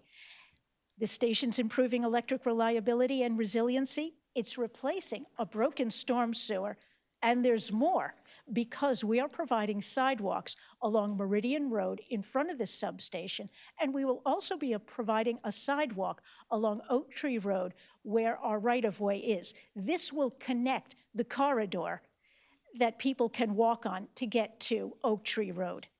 Another goal of the master plan is coordination of infrastructure upgrades and maintenance with PSE&G. As Rich Strauss explained, PSE&G and the mayor's administration worked collaboratively, together to develop aesthetic and landscaping improvements. The master plan shows the right-of-way as transportation and utilities and the Meridian Road property as industrial. The third reason that you can grant the approval of this station is because the upgrades provide electric reliability and aesthetic benefits, as explained by Rich Strauss, Mike Blake, and Lisa DeFranza. I believe the station would be viewed as an intensification of public utility uses. You've already seen the renderings. The 25-foot walls will shield the station from north, east, and southern views. The landscaping will be planted on the side of the transmission right-of-way because we cannot plant trees in the right-of-way. So what we will do is augment the existing buffer, and for security, we will provide a 10-foot high fence. If you're interested in the fence, we do have a sample, and I will, if you want, I will ask one of our strong, younger team members to bring it forward. The purpose of the walls is to obstruct views. The purpose of the landscaping is to soften the views of the substation.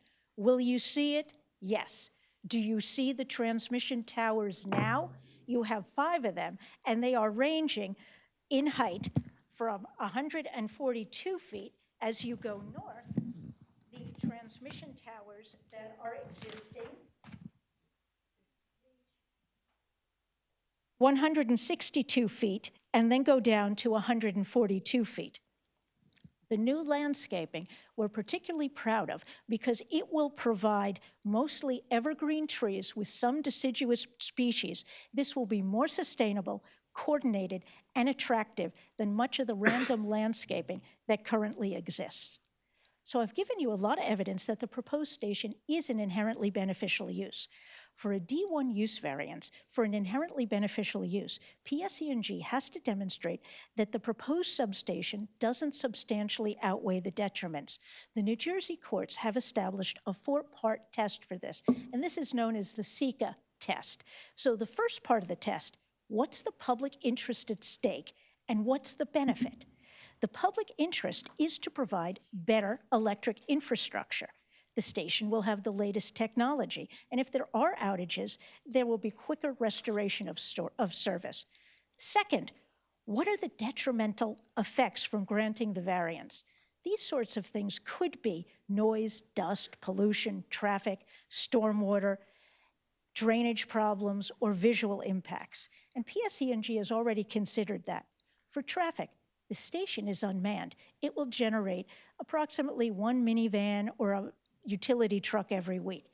This is much less traffic than would occur at most establishments in the restricted industrial zone, and it's actually less residential household use than would occur in the residential zone.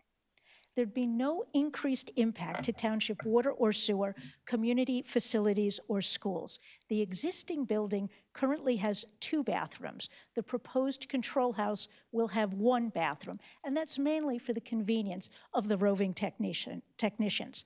There'll be no creation of dust or negative air emissions. No impact from lighting. We believe most of the lighting will be contained by the landscaping and the walls. No odor. No industrial wastes, no stormwater increase, and a major increase in infrastructure, namely the storm sewer that is cracked. Plus, you also will get sidewalks on Oak Tree and Meridian Road. No increase in noise. We'll revitalize the the restricted industrial zone, but without any traffic. And our final benefit is visual screening with walls and traffic. The third prong of the SECA analysis is, are there any reasonable conditions that could reduce the potential detrimental effects? I don't believe any conditions are necessary, but the zoning board is always able to impose new conditions as they see fit. The fourth prong of the test is, how can the positive criteria and the negative criteria be balanced so that the C and D variances can be granted without causing substantial detriment to the public good and substantial impairment to the intent or purpose of the zone plan and zoning ordinance? We satisfy the positive criteria because the proposed station is for an inherently beneficial use. Electricity benefits the public good. The requested zoning deviations are for beneficial improvements. I've explained how the lot is particularly suitable for public utility uses. There's no change to the character of the neighborhood and no change in existing uses. The major uses in the zone, in the area, residential, public utility, municipal, and restricted industrial, are not being changed. The new landscaping in particular will be an improvement. Station security and aesthetics will be improved. The improvements will not alter the health, safety, or welfare of existing residents, the surrounding area, or alter the character of the neighborhood. For inherently beneficial uses, applications should be improved unless the negative criteria substantially outweighs the positive. In this case, I believe the negative criteria is satisfied because the upgrades don't substantially impair the intent or purpose of the master plan and development regulations. Safe, reliable, and sufficient electric supplies are needed to support all of the objectives of the municipal land use plan and the Township of Edison's planning documents. There's no adverse public safety or health impacts. There's no substantial public welfare or visual or fiscal impacts. Therefore, it's my opinion as a professional planner that the C&D variances to construct Meridian Road substation can be granted because there's no substantial detriment to the public good, no impairment to the intent and purpose of the township's zoning ordinance, development regulations, or master plan. You're still awake.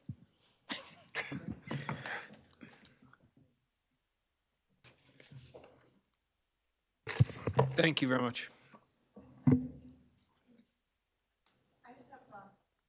Okay, I just have one question.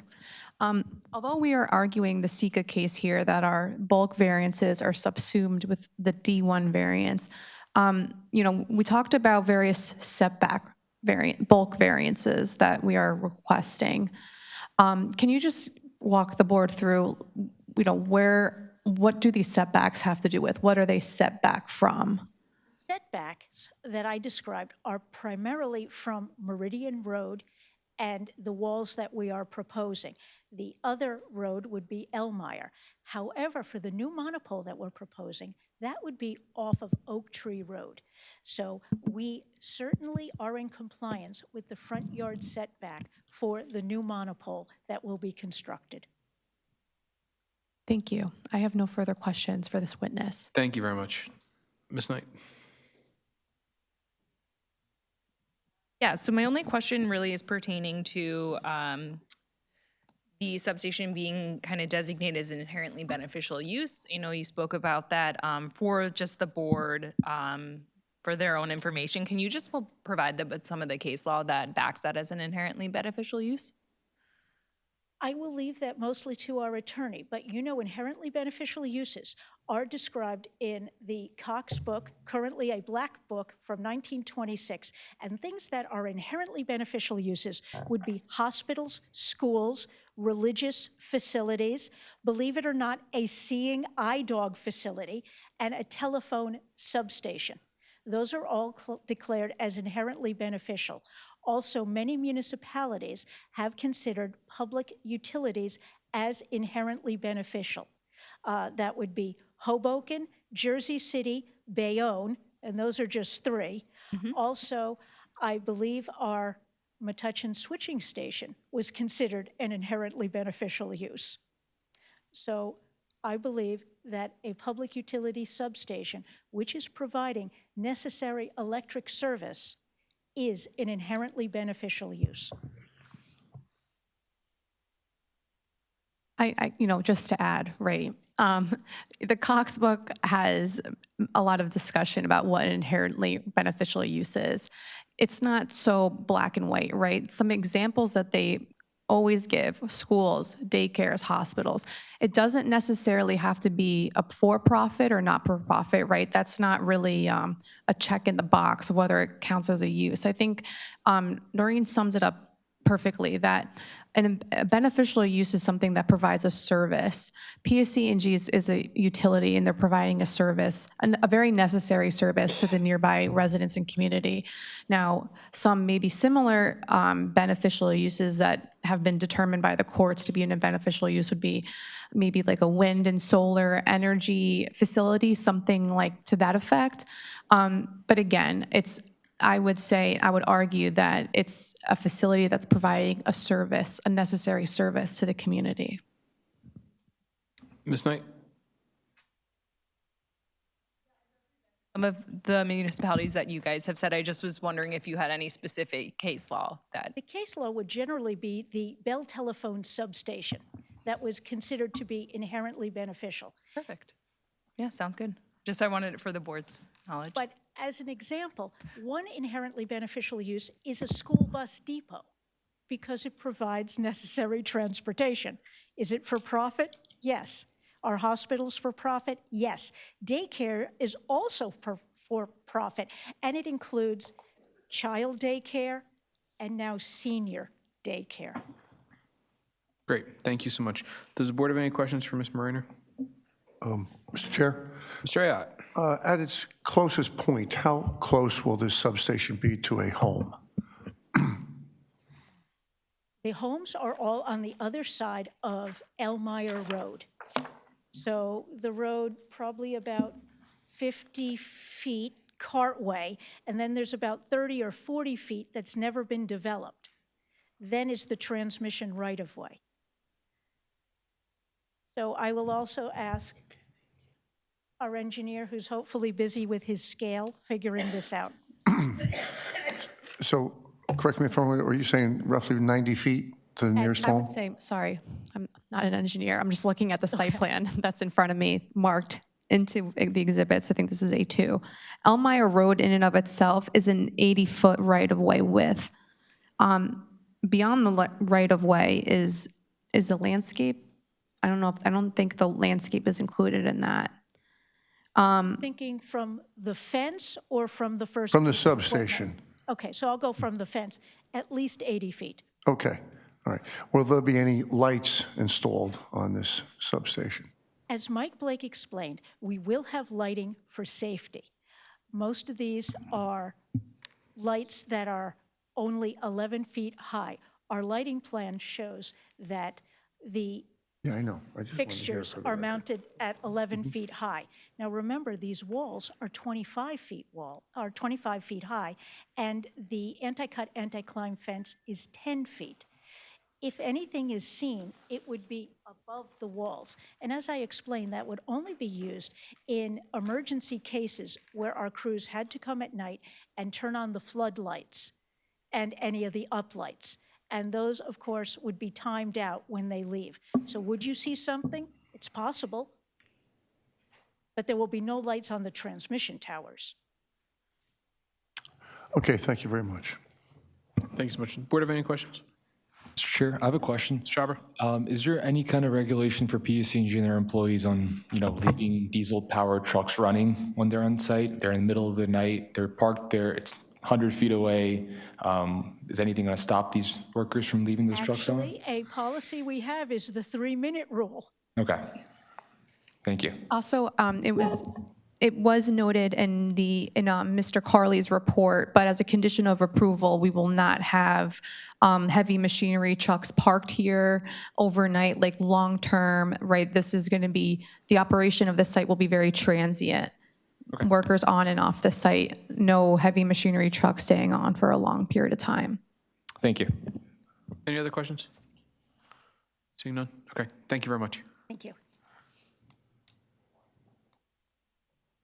I think our engineer, if it would please the zoning officer, the setback between the station and the... Yeah, I can't, our drawings don't show the actual front of the house, but to the property line, to the anti-cut, anti-climb fence is roughly 90 feet. So then the house may be a little bit farther than that. Thank you. Thank you very much. Council, do you have anything to add? Next would be go to the public portion, and then you could if you wanted to sum up after that, but that's up to you. I don't tell anybody to do that. Yeah, we could move on to the public, and then I would reserve a couple minutes for summation. Absolutely. So now go out to the public. Anyone within 200 feet of subject site wanting to be heard. If you're within 200 feet, you received a notice via certified mail. Seeing none, we'll now go outside of 200 feet of subject site. Please approach. Seeing none, can I get a motion to close the public portion? Motion to close public portion? Second. Motion made by Mr. Schneider, second by Mr. Chhabra. All in favor signify by saying aye. Aye. Opposed, nay. The ayes have it. Public portion is now closed, and we'll go to you, council. Okay, thank you everyone for your time this evening. In summation, I just want to say that based on the testimony that was presented here tonight, I believe that this application meets the proofs that this site is an inherently beneficial site. And I think it goes without saying that the need for this site, the need to generate more electricity, it's just necessary as this town continues to grow, the continued and more heightened use of electric vehicles, people needing power, and this is something that's necessary for everyday life, and that we have sufficiently met the proofs to assert that the benefits of this project outweigh the detriments. And like I said, that includes providing more power to this town. The stormwater improvements, we're leaving this site in a better condition than it is today. We're replacing a vacant, dilapidated building with a new substation. There's going to be landscaping, a wall to augment it, to enclose any, maybe unwanted fixtures to the eye. And I think that this site, it's going to be in a better condition than it is today. And with that, I submit. Thank you. Thank you very much, and I'll go to the board. Mr. Chairman, Mr. Dave? I'll make a motion to approve this application. The applicant has met all of the negative and positive criteria. The site is particularly suited for the intended use. The use is not detriment to the public good or public safety and general welfare. It is a less intense use than any other industrial facility, and there are no objectives. The applicant will comply with DNR Engineering and Neglia Group reports dated February 24, May 19, and April 27. This motion will incorporate all of the testimony of the applicant, attorney, planners, engineers, and members of the board, as well as incorporate all of the conditions as testified to. I'm also going to add that the applicant will agree to work with Edison Police and Fire for compliance, and they will also work with Township Engineer to ensure a tree and landscaping maintenance plan. Yes. Okay, motion made by Mr. Dave. Second. Second by Mr. Sadada. Roll call, please.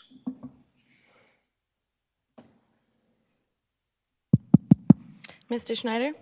Yes to the motion. Mr. Chhabra? Yes to the motion. Mr. Cerrito? Yes on the motion. Mr. DeVay? Yes on the motion. Mr. Sadaha? Yes to the motion. Vice Chair O'Gorman? Yes. And Chairman Kumba. Yes on the motion. Unanimous approval. Congratulations. Thank you, everyone. Have a Thank you. wonderful evening. Thank you, too. The board's going to take a 5-minute recess and then proceed with the rest of the agenda.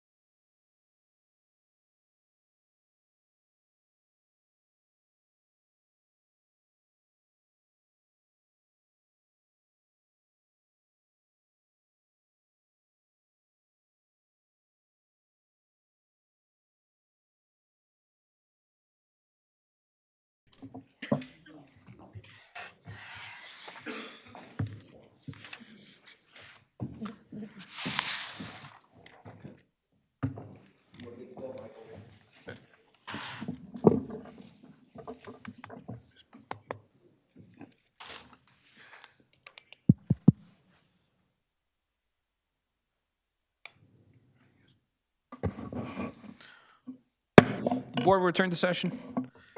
Madam Secretary, next case on the agenda, please. Case number Z33, 2025, NHDP LLC at 136 Floyd Street. Applicant is seeking bulk and a D-use variance to construct a second-story addition to the single-family dwelling. The following standards have not been met. Max FAR required is .25, proposed is .35. Affected property is located in the RA zone, designated as block number 956, lot number 8.01 on the Edison Township tax map. All noticing paperwork is in order. Good evening, Mr. Prasad. Good evening, Board Chair, members of the board.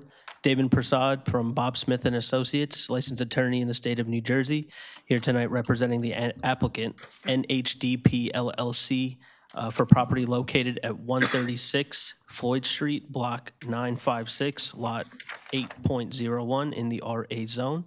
This is a continuation hearing from our first appearance before this board on March 24th, 2026. Just to give the board a quick recap of the prior application, the lot that we are speaking about has an existing one-story single-family home. The applicant tonight is proposing to do a second-story addition to that single-family one-story home.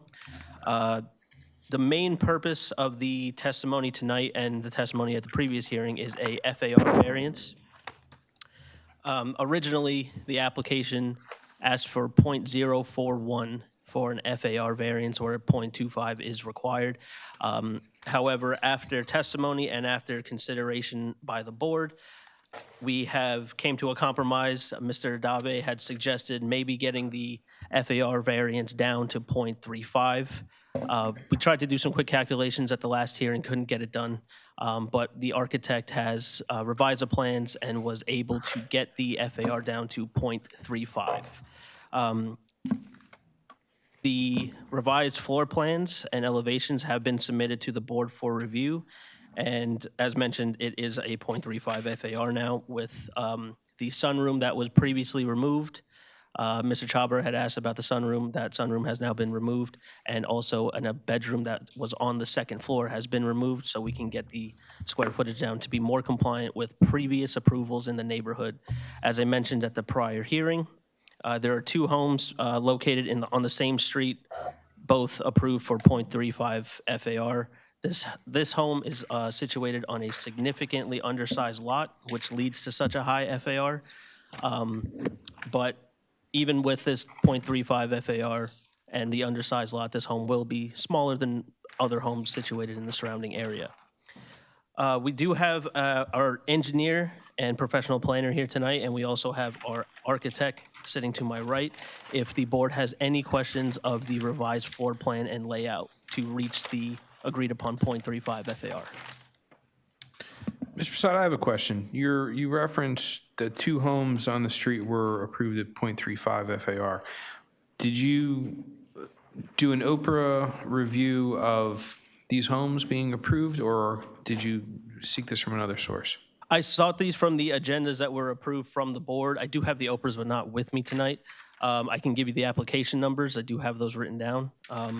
The first is 5 Hollywood Street, which is towards the end of Floyd Street. It's on the intersection. And Mr. DuPont did provide a exhibit at the prior hearing.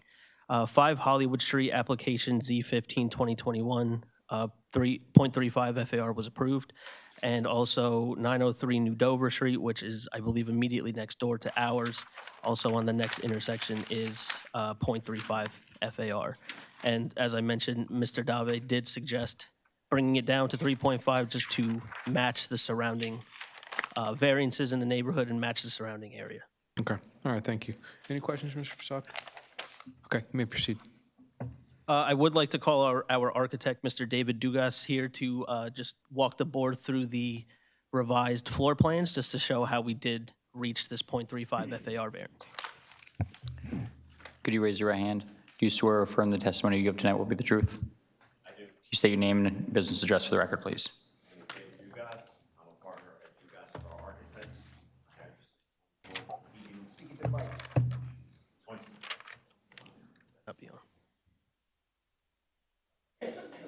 My name is Dave Dugas. I am a partner at Dugas Architects. I'm located at 24 Egan Avenue in Fords, New Jersey, and I have testified in front of this board. Your license are current and still in good standing? Yes. Okay, you may proceed. Thank you. Okay. At the last hearing, there was concern about the FAR. We addressed the FAR by removing the rear bedroom, which extended into the backyard. So at the first floor, it's currently a living room, family room, dining room, kitchen, and we do maintain the bedroom.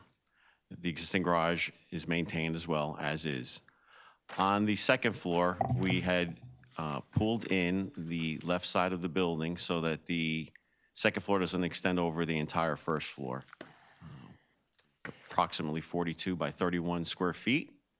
It has a double height foyer and contains 3 bedrooms.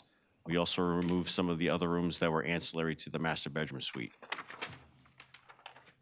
Mr. Dugas, that achieves the 0.35 FAR to be more compliant with the board's recommendations. Is that correct? That is correct.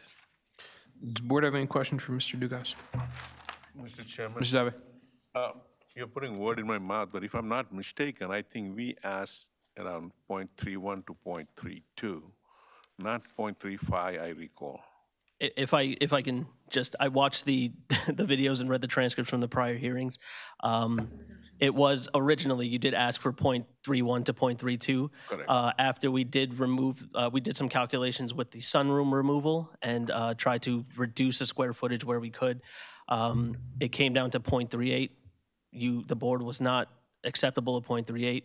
We did reach a compromise towards the end, actually at the very end, to try to achieve 0.35. The lot is simply too small for this. Now, what is your applicant here? What's the purpose of adding this additional floor? What's the purpose? He's trying to live there, is there a hardship there, a family increase? What's the purpose? Well, currently, as we mentioned at the prior hearing, the home is it's a one-story single family. It only has 2 bedrooms and a completely non-compliant basement and garage. There's stairs in the garage that go down to the basement. The purpose of this second-story addition is to provide more living space, to modernize the home, and also make the house compliant. They're at the current status of the home, and Mr. Dugas can confirm, is non-compliant. The basement level going from the garage, and also only a 2-bedroom home, does not fit the character of the neighborhood. This second-story addition is to modernize and present a home that is more conforming to Edison Township and the surrounding neighborhood. What's the current use of the house? Who's living there? Currently, the house is vacant. And then this is LLC. The purpose is to just commercially put additional floor and sell it and then ask for variance? There's no hardship here, right? Well, currently, yes. The plan is to add the second floor for resale, but it's also to bring a home more into compliance. The lot is significantly undersized. Most houses that anyone tries to build on that lot would be difficult to match the requirements of the zone. Adding a second story and making it more reasonable compared to what the board had recommended at the prior hearing would achieve a more conforming home to the neighborhood. Thank you, Mr. Chairman.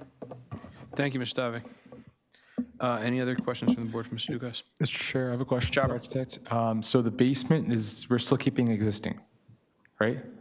We're going to be finishing part of the basement, and we're going to be making any kind of structural repairs that need to happen there. Okay, but the existing CMU or such masonry substructure will stay the same, correct? That is correct. Okay, thank you.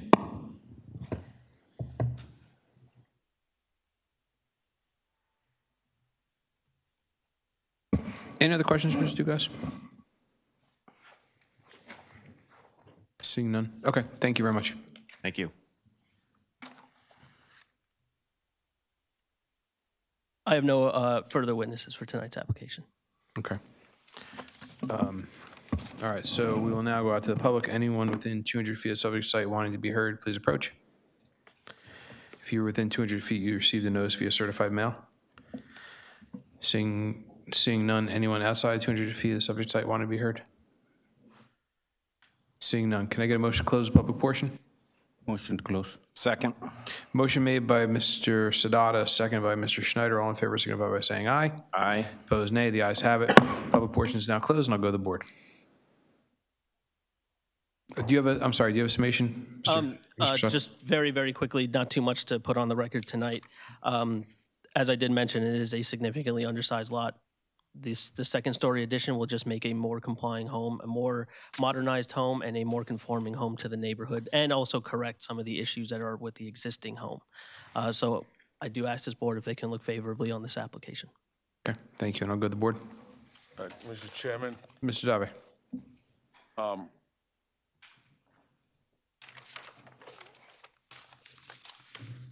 I'll make a motion to approve this application with the condition that the FAR will not exceed no more than 32%. Applicant will comply with the engineer's report, and this is a de minimis request. It is not detrimental to the neighborhood. It may enhance the neighborhood. It may not be out of character with the neighbors.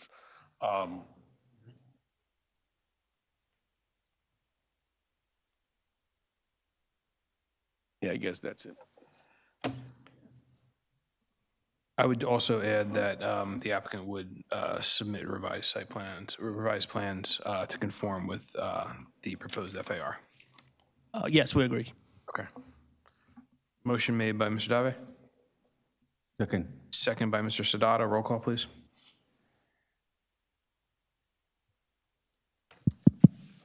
Mr. Schneider?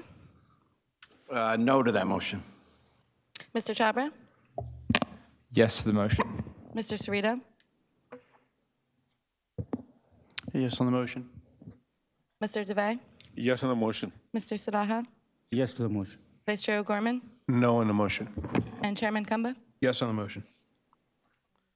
3, 4, 5. Okay, this application is approved. Thank you very much. Thank you, board members. Have a good night.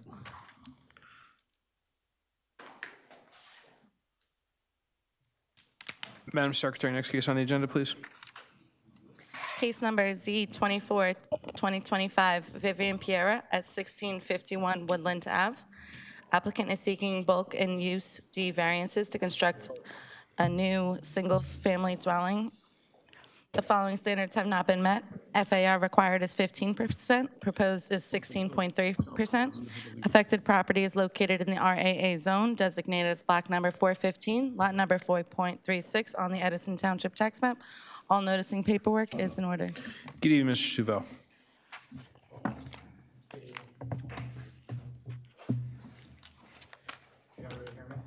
No? Wait for the light.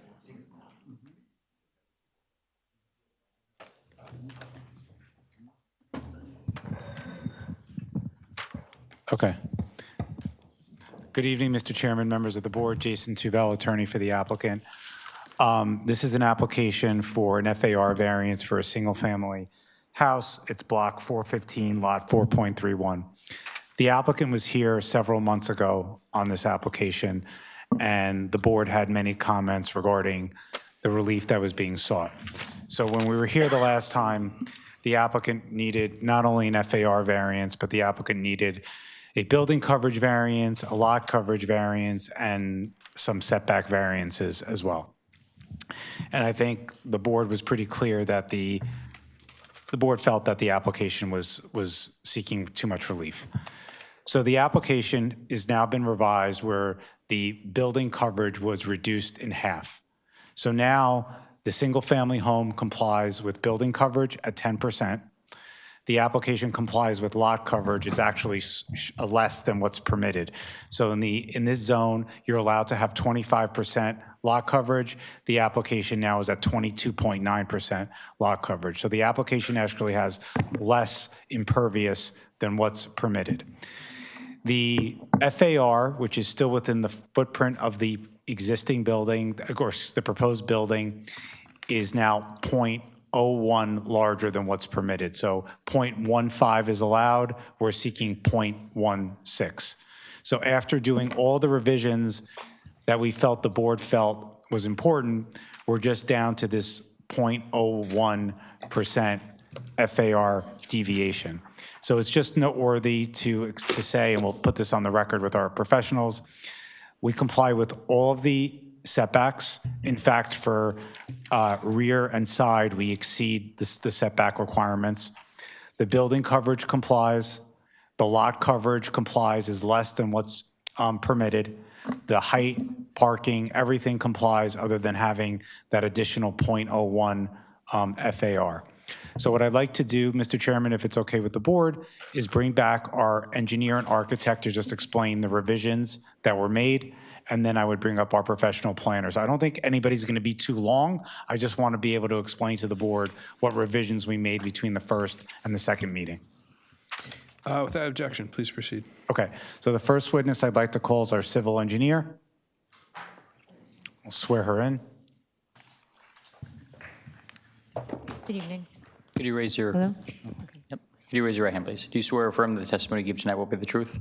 I do. Okay, so could you state your name and business address for the record, please? My name is Olivia Kononiuk, spelled Kononiuk. I'm a project engineer at Stonefield Engineering, located at 700 Bangs Avenue in Asbury Park. Okay, do you want me to requalify her? No, I will. Okay. Thank you. Okay. If you could please provide the board with the benefit of your background qualifications. Yes, I graduated from Rowan University with a bachelor's in civil engineering, and I'm a professionally licensed engineer in the state of New Jersey, and my license is in good standing. I've been practicing in the field for about 7 years and have experience on over 75 developments of both commercial and residential scopes. Okay, you may proceed. Thank you very much. Great, thank you.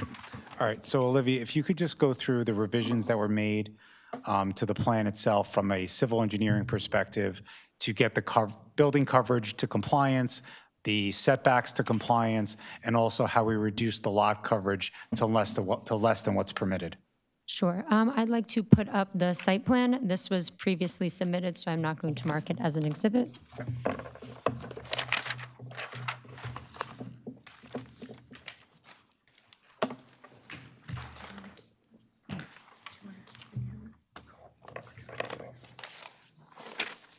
So this is the site plan, sheet C4, prepared by Stonefield Engineering, dated April 29th. So as Jason mentioned, when we were originally in front of the board in November of 2025, the footprint of the building was approximately 7,800 square feet, the total floor area of 14,300 square feet. Today, we are here with a 8,360 square foot building. There's the two-story single-family home with a two-car garage. So the first floor is 4,675 square feet, and the second floor is 3,685 square feet. Okay, so does the application now comply with building coverage? Yes, the application does comply with building coverage. We have decreased building coverage 2,716 square feet. So originally it was 15.3%, and now it is 10%, which is compliant. Okay. And then in terms of lot coverage, the required or the permitted lot coverage in the zone is up to 25%. What is being proposed now after the revisions? After the revisions and a decrease of 1,795 square feet, we are proposing a 23.6% lot coverage. Okay. And then in terms of the setbacks, do all of the setbacks comply? Yes, originally we were proposing just 40 feet where 50 feet is required on both sides. We have improved that to 51.5 feet to comply. Okay, and the rear yard is, which 75 feet is required, we're substantially higher than that, correct? That is correct. Okay, so all setbacks comply and all coverages either comply or are a little bit better than what the ordinance permits? Yes, that is correct. Okay. You also designed a stormwater management plan as it relates to this project that the board engineer reviewed, correct? Yes. Okay, can you explain how that design meets or exceeds the township ordinances as well as applicable state regulations and why that's a benefit to the property and surrounding area? Yes, so we are proposing an underground stormwater basin. It's in the front beneath the driveway. It will attenuate the runoff generated by the proposed development and then gets discharged into the existing conveyance system that is along the private road named Out of Bounds. The system complies with all NJDEP green infrastructure requirements. And really, so the DEP, they dictate reductions that are needed for the peak flows coming off of the site based off of the existing conditions. So basically, when you have a 2-year storm, you want to reduce the peak flow that is coming off your site by 50%. We reduced this by approximately 77%. So it really is an improvement for the peak flows coming off this site. You also are required to reduce the 10-year storm and the 100-year storm. The 10-year storm, we're reducing by approximately 77%, where 25% is required, and for the 100-year storm, it's 58%, where only 20% is required. So what this really means is that what is entering the conveyance system in the roadway is going to be significantly less than if we didn't have this basin. Okay. So again, that's not only a benefit for our property, but it's also a benefit to the surrounding area. Would you say that that's correct? That is correct. Okay. And then just to be clear, because I know some of these numbers are confusing, the bottom line is in the 2, 10, and 100-year storm, the application, which is seeking variance relief, but be that as it may, is providing better stormwater management than what's required under the regulations. Yes, that is correct. Okay. You had the chance to review the board engineer's latest review memo dated May 12th, 2026? Yes, I have. Okay, and there was also a prior memo as well. Did you have a chance to review that? Yes, we had resubmitted regarding that memo as well. Okay, and would we agree, does the applicant agree, if approved, to comply with all the recommendations set forth in the board engineer's letter? Yes, we will comply. All right, and that includes inspections of several of the, of the pipe of the storm system that goes out into the road, correct? Yes, we will inspect and then work with the board engineer to repair and replace anything that is in disrepair. Okay.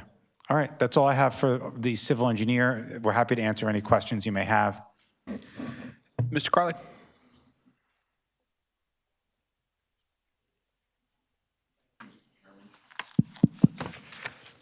Yes, as Mr. Tuvell said, the application's been significantly amended to diminish the requested relief. We issued a review in March 2026, really focusing on the interaction of the site driveway with out of bounds, and also commenting on the storm sewer.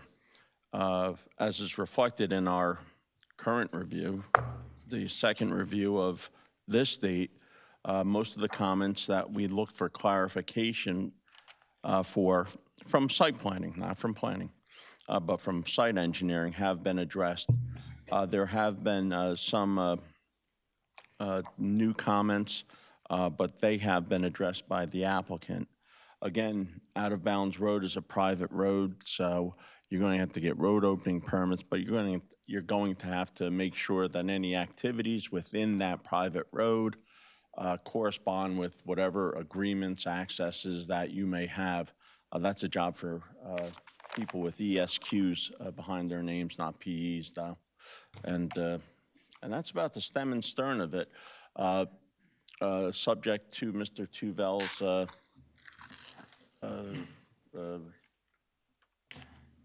offer on behalf of the applicant to accept the potential conditions on a resolution of approval, which are expressed by this report. Yes, we would accept all of the technical comments. We would, if they haven't been revised already, we would comply with everything in Mr. Carley's letter. Thank you, Mr. Carley. Does the board have any questions? Mr. Chair, I have a question. Jobber? So what exactly has been reduced? I see that previous documentation, you were asking for a 40-foot frontage from this front setback. Now it's 50 feet. So what has been done to reduce that? So that's the side yard. So the building has been narrowed a little bit to allow for the compliance within the side yards. And in addition to reducing that footprint, we've also reduced the garage from a 3-car garage to a 2-car garage. And we've eliminated sidewalk that goes to the rear of the property. We've also limited some of the driveway pavement and then removed the gazebo that was in the backyard. Yeah, I think this is, sorry, I think this is the best explanation for the reduction, and it's a good question, is that when we were here the last time, it was at 19.6% building coverage, which we got, loud and clear from the board was not something that was well received. And that building coverage was a footprint of 10,060 square feet. And now the building coverage at a compliant 10% is 5,110 square feet. So it was almost a cut in half of the building coverage. So is there an updated FAR sheet that you guys provided? Yes. Because this one still shows 3 garages. No, that was. Yeah, we provided a new one. I have. And the new one is, what is the FAR, the new one adding to? I'm sorry, do you want to know what the exact number is? Yes, what's the exact? Yeah, no problem. I'm happy to provide it. So in the original application, just to go back to where we were previously. Total floor area. What is the new one showing now? Okay, so where 0.15 is permitted, it's 0.16 at 8,360. 8,360, yeah, but that's with an attached garage of 613 square feet, right? Is that what your paper shows? Yes, that is including the garage. So 613 square foot, I would assume, is 3-car garage, right? It's a 2-car garage. I think originally the garage was over 800 square feet when it was a 3-car garage.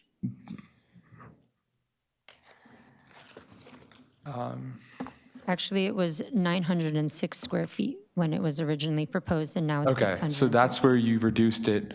Okay, makes sense. Yeah, All right. and then within the house has also been reduced as well, to help comply. Yeah, I mean, like I said, the building coverage was basically cut in half, and without, giving you the exact number, it went from over 10,000 to a little bit over 5,000. Okay, thank you. Yeah, no problem. Any other questions? And the Mr. attic is not, I'm sorry, Mr. I'm sorry, I couldn't hear you. Area. Stop, if you just pick up the microphone. There you go. 700 square feet attic area is not included in. Right, we FAR checked that with your calculation, planner, and that is correct. We did, that is, yes. right? Okay. Thank you, Mr. Chairman. Any other questions? Mr. Chairman? Vice Chairman. In reference to the attic, why isn't the attic included? Because of the height? Based on the ordinance, we went through that with your planner, and the attic space is not included in the FAR. That's the way the ordinance is read. It has to be habitable space. Yeah, we made sure to, when we took to heart what the board said at the last meeting about this. So when we went through the revised plans, we made sure with your planner that we really made sure everything was compliant or as close as we could. So the attic used to be used only for storage? Correct. It's not, like you said, it's not habitable. Correct. Any other questions? Seeing none, thank you very much. Thank you. Okay, the next witness, again, will be brief. I'm just going to have the architect explain the changes to the footprint and where that was reduced as well.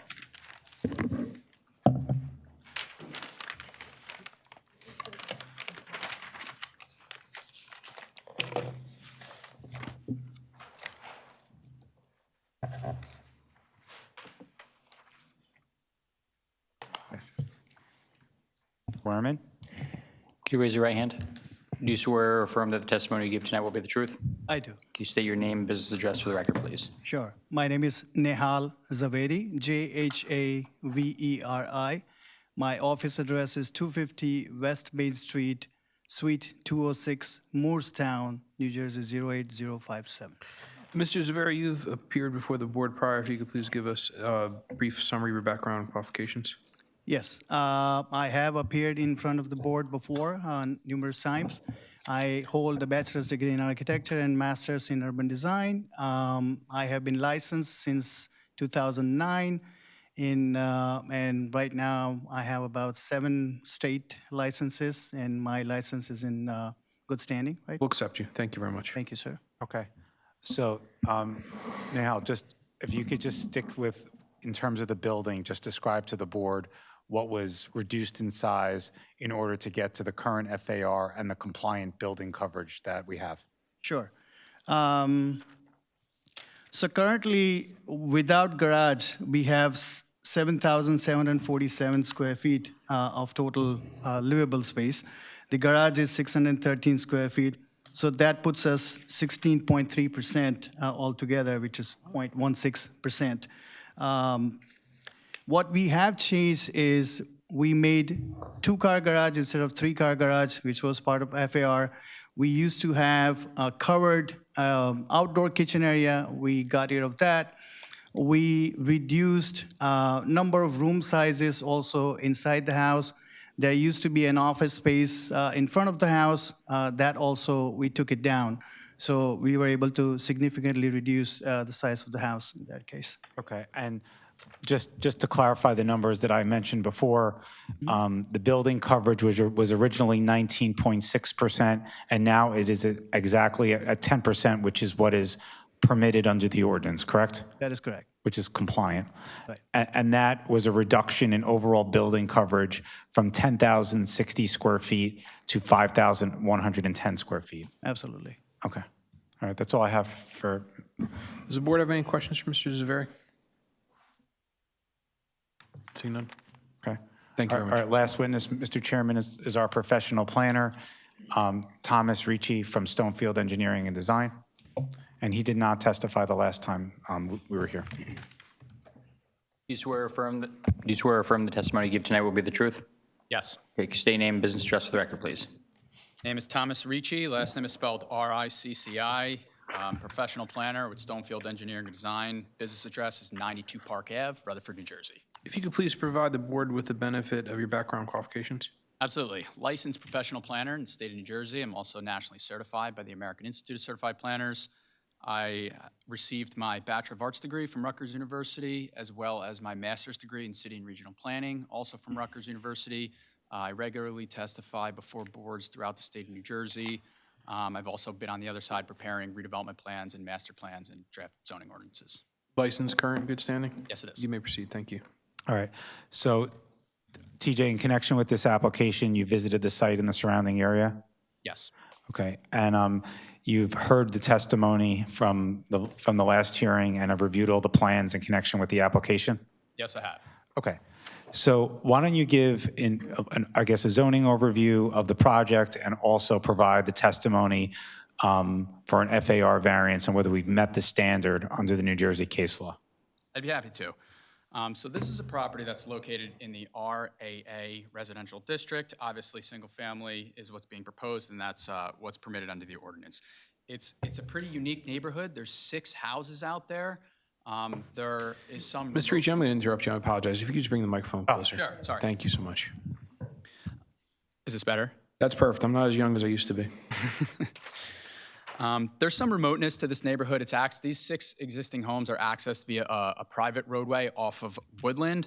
But the houses out there right now are pretty substantial in size, and they're also very, very aesthetic. That's very similar to what we're actually proposing here tonight.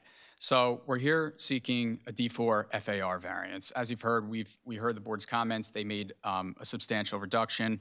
Now the FAR variance is, the burden of proof is much less than a D variance.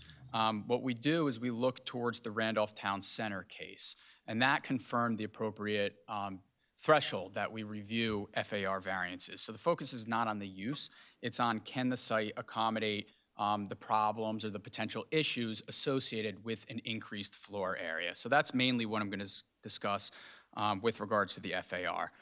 In my experience, the theoretical problems or issues associated with an increased FAR, they're usually a lot greater when you have non-residential applications.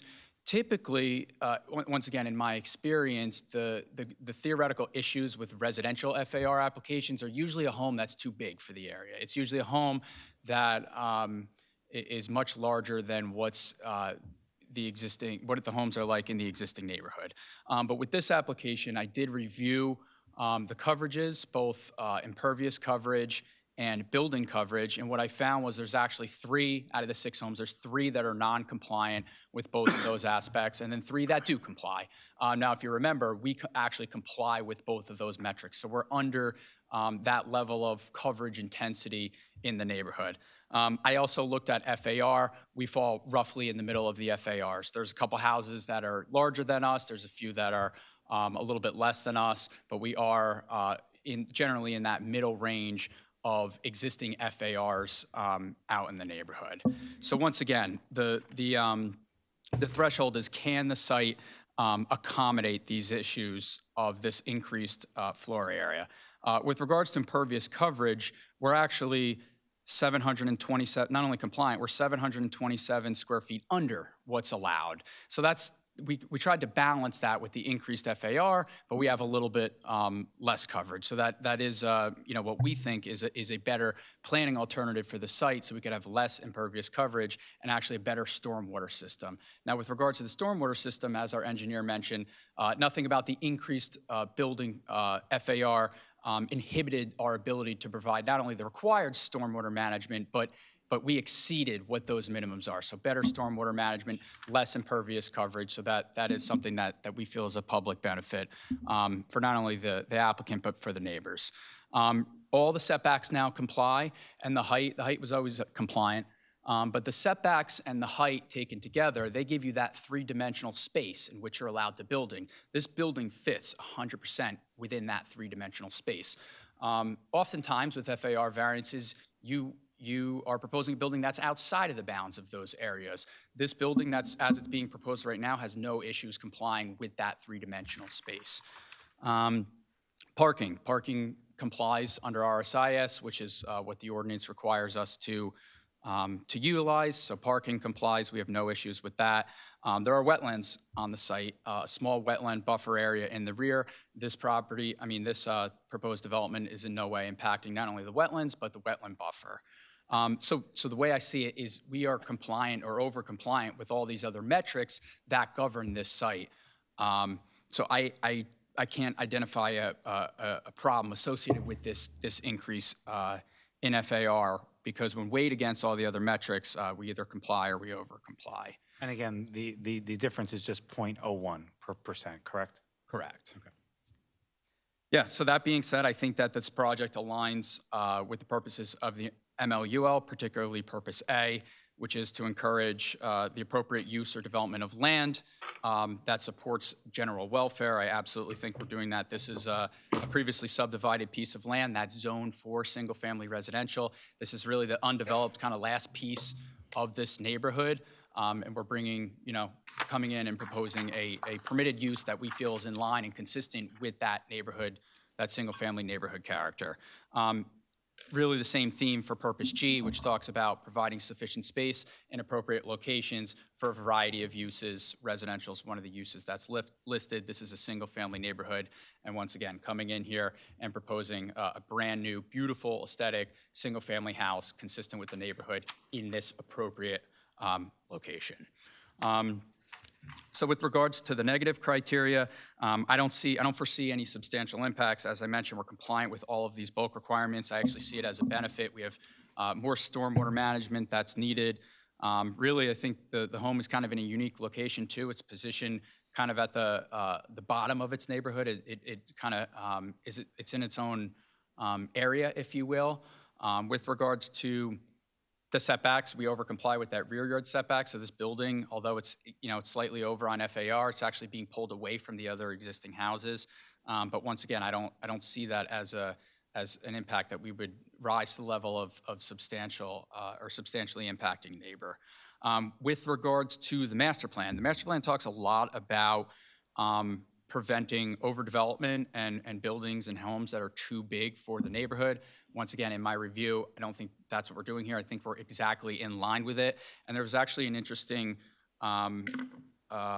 discussion in the master plan where they say, balancing the needs of modern households. And I think that's what we have here is the applicant proposing a house that has to balance the zoning, but also the needs of, modern-day single-family household. And then once again, they talk about maintaining and improving aesthetic quality, and I think that's absolutely what we're doing with this house. So really, to sum it up, I do believe that we met the statutory criteria for the D variance. For the negative criteria, I don't believe that there's going to be any substantial detriment to the public good. I do see this as a benefit. This is exactly what this property was subdivided for and zoned for, and I believe that aesthetics and construction of a home there is going to kind of complete this this empty lot or this last piece of this neighborhood. And just, again, just to go to the typical things that you would consider with FAR, right? So in terms of of setbacks and the building footprint, the additional FAR doesn't result in an expanded building footprint, correct? No, it doesn't. And in fact, we comply with the coverage and we're better or meet all the setbacks. That's correct. Okay, and then in terms of impervious coverage, it doesn't allow for more pavement on the site than what's permitted. Correct. And in fact, we actually have less pavement on the site and more green space. That's what I was going to add. Okay. In terms of parking, we have the correct number of parking spaces under RSIS? Yes. All right, and then as far as stormwater management goes, even though there's that slight increase in FAR, the applicant was able to meet the stormwater regs and in fact provide better stormwater detention than what's required under the regulations. That is correct. So again, just sticking to that Randolph Town Center, any issues typically involved with an increase in FAR are not present in this case. That's correct. Okay, thank you very much. Thank you. We'll go to the board for questions.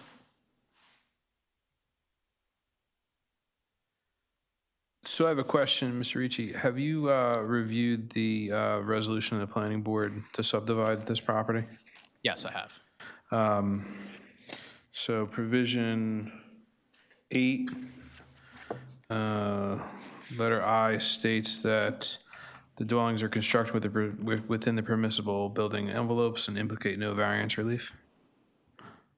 Correct. You're seeking for the zoning board to override a planning board decision?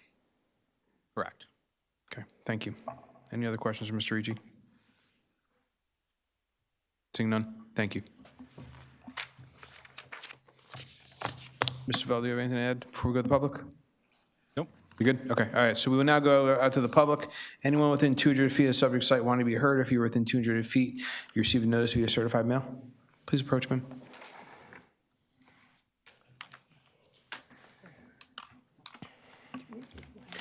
Good evening. Mr. Vell, ma'am, before you start, is it possible to remove that just so, thank you so much. And ma'am, will you please raise your right hand, our attorney will swear you in. Do you swear or affirm that the testimony you give tonight will be the truth? I do. Can you state your name and address for the record, please? Rita Mehta. Before I begin my comments as a homeowner, I would like to, as a representative of the Out of Bounds Homeowners Association, first like to confirm for the record that the committee has received the notice from the association's attorney dated January 30th, 2026. The purpose of that notice was to ensure that the committee's review and consideration of this application remain consistent with the requirements and obligations set forth in the agreement previously executed between the property owners, Out of Bounds Association, and the township. Could you please confirm for the record that the committee is in receipt of this notice? I can confirm that we are in receipt of it. We do have it, and we have reviewed it. Thank you. With that said, as a homeowner, we have no objection to having this approved. We only want to ensure that the conditions in that agreement are met first and foremost. And that particularly reflects on the road. I think that if you've seen the agreement, it's clearly stated that they are required to meet with the township and have a clear understanding of what the requirements for the road are going to be. So I'm not sure if they've done that already, but this is a requirement from the agreement. So I want to make sure that goes on the record. Do you want me to respond to that, or? Ma'am, is that the conclusion of your Yes. comments? Okay, go ahead, Mr. Duval. No, and thank you for bringing up that issue. So we did provide roadway plans in accordance with the initial subdivision application to the township engineer, and they were approved. The town, and those were done by the same engineering firm that you heard testify this evening. So we plan on abiding by that 100%.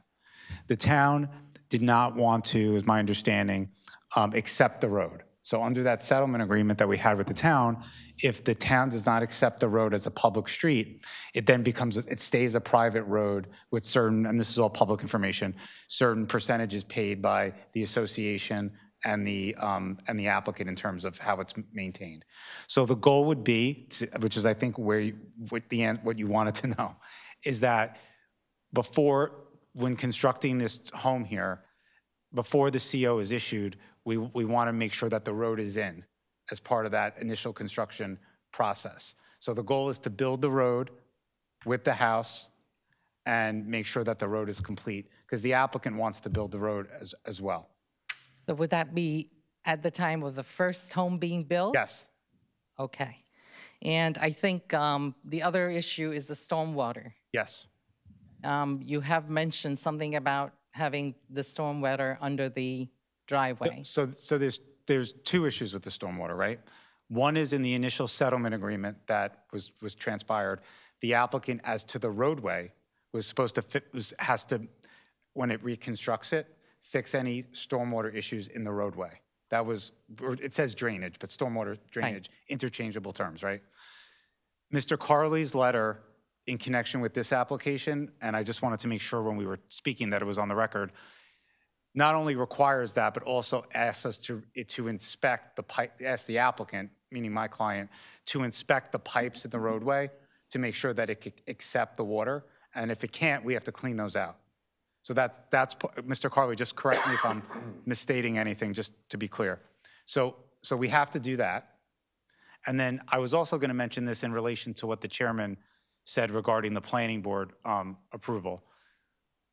Although the planning board approval does talk about a compliant application, this application, it doesn't say we can't seek variances from it, which obviously that's why we're here. But we feel that this is a better planning alternative in a sense that we could do more impervious coverage. We're doing less. That'll be a benefit for stormwater. And we're also, as a condition of this approval, which we wouldn't have to do if we just pulled a permit, we're increasing the stormwater detention. And I wanted our civil engineer to explain that the stormwater goes above and beyond what's required by the town ordinance and the DEP regulations. So stormwater-wise, we're going to fix the road as required under the settlement agreement. And as part of this house project, this house will also provide better stormwater management in terms of what's going to come off the site than what would be permitted by code. So it's going to be better than what the code allows. So that's the answer. I hope that answers your two questions. So regarding the stormwater detention, the water is not going to be going into the existing stormwater that detention that we have behind the Dr. Scott's property. Now you're getting technical on me.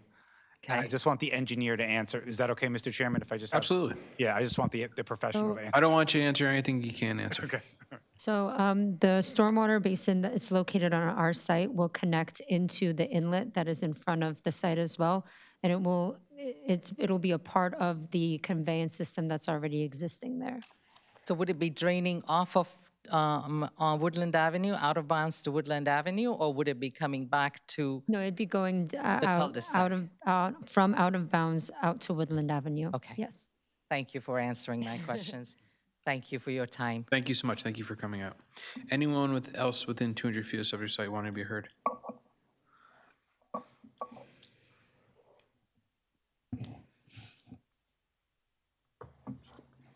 Could you raise your right hand? Do you swear or affirm the testimony you give tonight will be the truth? I do. Can you state your name and address for the record, please? Harry Scott, 1643. Speak to the microphone, please. Is that better? Better? That's better. Okay. Thank you so much. I'm sorry, I just want to be clear on the stormwater. The water, there is an underground detention basin. Sorry. If you're going to ask a technical question, I just want to make sure you get the right answer. from the right person. And is the water staying there? No. It's draining down the hill? Yes, that's the way that the stormwater system flows at this time. Okay, because some of the water goes the other way to the end of the cul-de-sac. This is going straight down the hill to the main Woodland Avenue? Yes, from the inlet that is in front of our property, it goes down the hill. Okay. And then, is that for just that house, or if you build potentially other houses, would you need more underground storage? Yeah, if a new development were to come on those 2 remaining lots, they would have to do the same thing that we are doing. Okay. And then you said you submitted a plan for the road. That's all for you, thanks. Let's keep her here just in Okay. case I can't answer something, that's all. For the road, Right. and the township denied it? No, they didn't, they were fine with the plans. They didn't want to accept the road as a public street. So under the settlement agreement, there's 2 options. Either the town accepts it as a public street, or it stays a private road with easements for utilities that the developer has to construct. I'm paraphrasing, but that's basically what it says. Okay, because my understanding is that we would dedicate the road after it was built, if they accepted it at By that the way- time, not prior. By the way, I'm happy to revisit that conversation Okay. with the township engineer. And if the township engineer has second thoughts on that and wants to accept the road, we'd be happy with that. And I think the neighbors would also. Right. So, I mean, this is not really part of this application, but I'm happy to revisit that conversation and see if the town is willing to accept it. The other thing that you should know too, on the stormwater rules, and Charlie and Olivia can correct me, by the fact that this hasn't gotten built yet, and because it was settled, the case was settled in 2021, I think, 2022, right? There are actually more stringent stormwater rules that we have to comply with now that are actually better for the homeowners in the area. So we're actually, you're getting better stormwater than if it would have been built previously. So when you say you submitted a plan for the road, do you know what changes you made to the road? Because the road had to be built to township standards, to public road standards. No, my understanding, and again, this is going back a little bit, is they were fine with the road design. They just didn't want to accept it as a public street. In that case, they would have to maintain it themselves. They would be the ones repaving it. But again, But again, it was supposed to be, after everything was built, we would formally attempt to dedicate it to them. Yeah, I'm happy to try that again. Okay. The developer would want that too. So is the public able to see the plan you submitted? Sure, it's all, It's all, if you, again, this is getting a little bit outside the FAR variance, but if you're okay with it. Go ahead, I'd like you to answer the President's question. I just want to make sure. I know you have the contact info for our client. yes. We're happy, Stonefield prepared those plans. We're happy to have you look at them. Okay. In addition, if this gets approved and we go back to the township engineer, would be happy if a representative from the association came and had that discussion about the dedication with us. We would like to be a And part of it. we can talk about that. That's more than fine. Yes, we would definitely like to. And that actually might help if you're also involved in the conversation. So we're happy to do that. Okay. Thank you. Thank you very much. Anyone else within 200 feet of subject site wanting to be heard? Anyone outside of 200 feet? Seeing none, can I get a motion to close the public portion? Motion to close public portion? Motion made by Mr. Schneider, seconded by Mr. Sadata. All in favor signify by saying aye. Aye. Opposed, nay. The ayes have it. Public portion is now closed. Counsel? Yeah, so one thing I just want to say, and Mr. Javelle sort of got to this a little bit, but all the discussion that you guys are just having about the drainage and the road work, all of that will not be affected by whatever the board does here tonight.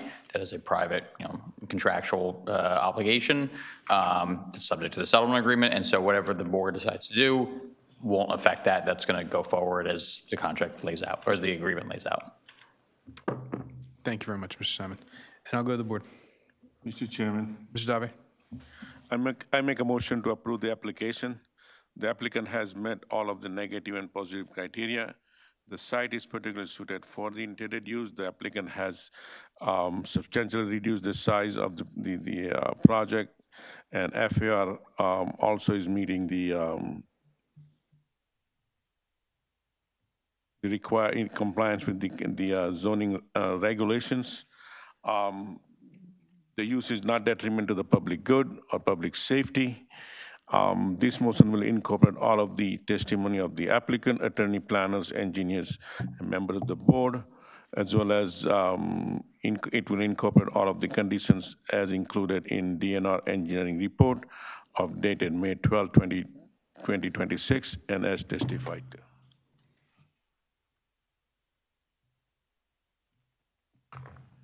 Motion made by Mr. Dave. Second. Second by Mr. Schneider. Roll call, please. Mr. Chhabra? Yes to the motion. Mr. Schneider? Yes to the motion. Mr. Cerrito? Yes on the motion. Mr. DeVay? Yes on the motion. Mr. Sadaha? Yes to the motion. Vice Chair O'Gorman? No on the motion. And Chairman Kamba? Yes on the motion. This application is approved. Great, thank you very much. Very much. Secretary, any business come before the board this evening? That'll be all this evening. Seeing none, can I get a motion to adjourn? Second. Motion made by Mr. Sadata, second by Mr. Schneider. All in favor, signify by saying aye. Aye. Opposed, nay. The ayes have it. Board stands adjourned. Thank you, everyone.